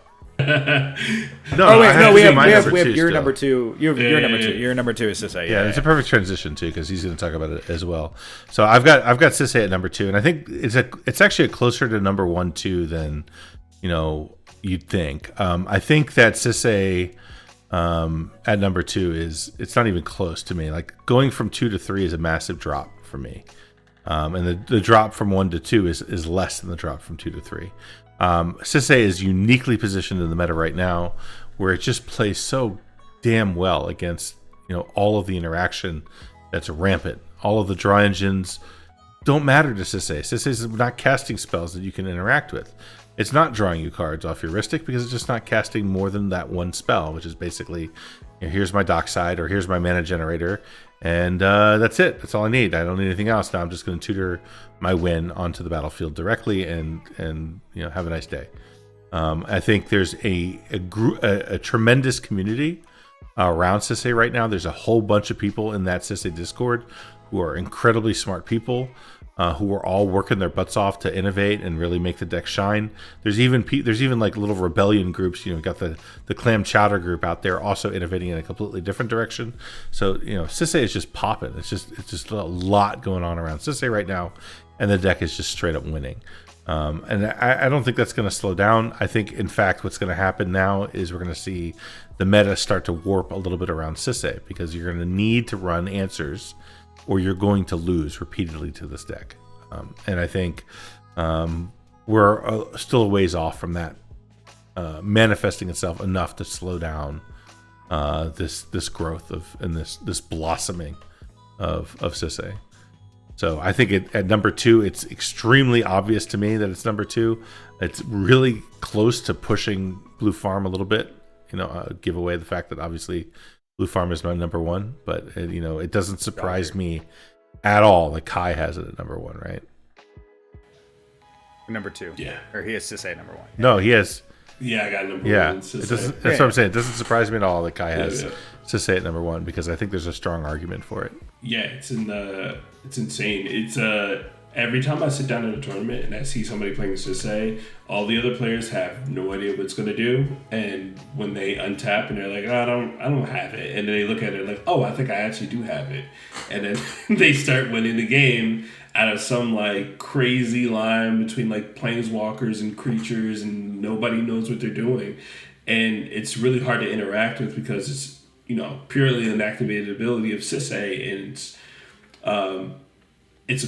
I think it's a really strong deck, and it only folds to like Graveyard Hate or it only folds to Library Hate actually, and it only folds to like a Curse Totem, but nobody's running those cards, and you rarely even see those cards anymore. Like I don't even know who's running Opposition Agent anymore unless they're playing like a heavy like mid-range shell, and even like Curse Totem. Like, I don't know who's running Curse Totem anymore. Talia. So, Talia's running Curse Totem. And it's also running, like, Wayfarer's Baubles and Grafter's Weathered Cage, Runestone, right? yeah. Not Weathered Runestone, yeah. Weathered Runestone is a fucking card. I love that card.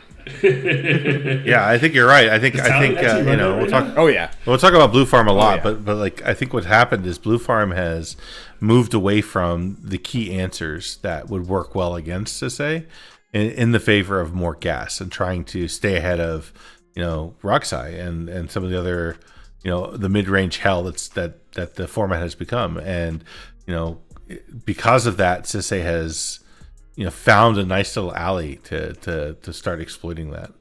So I think there is no deck better situated in the format to compete against Blue Farm than Sisei. Yeah, I will say though, as we transition into Blue Farm, I don't think Blue Farm is making these changes to compete against Roxai.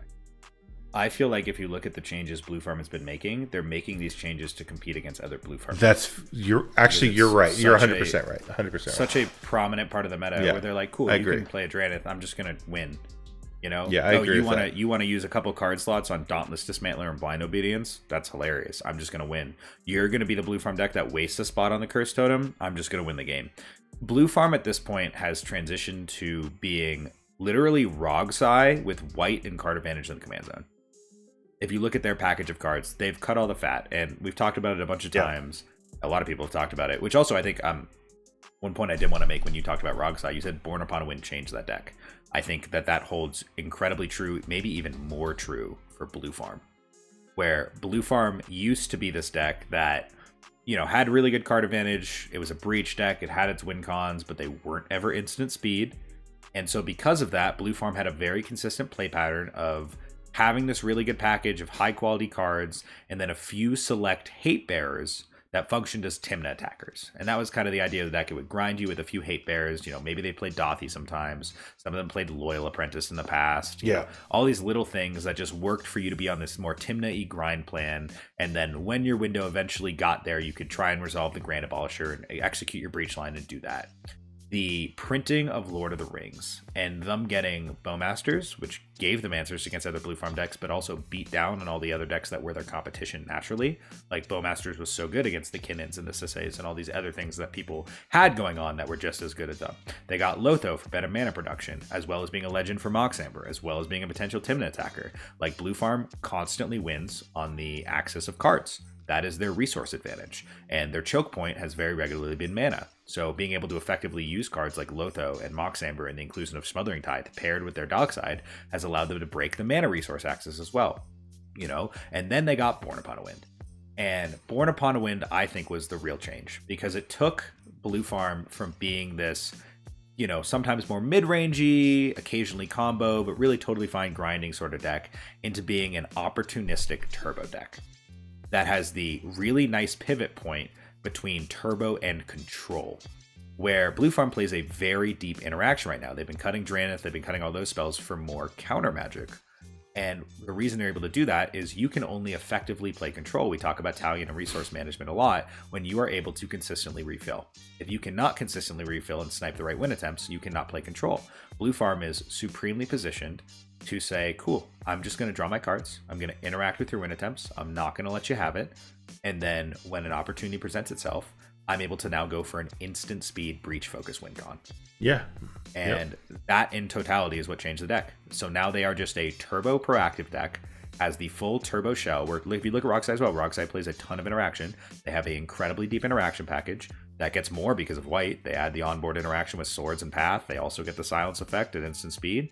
And they just get to pair that with Born Breach Wincon, which is something Rogsai cannot do. I mean, it's an incredible play pattern to be able to offensively silence someone when they seem like they're going off and everyone wants to protect your silence and say, cool, Born Upon a Wind. That's a very powerful thing to do.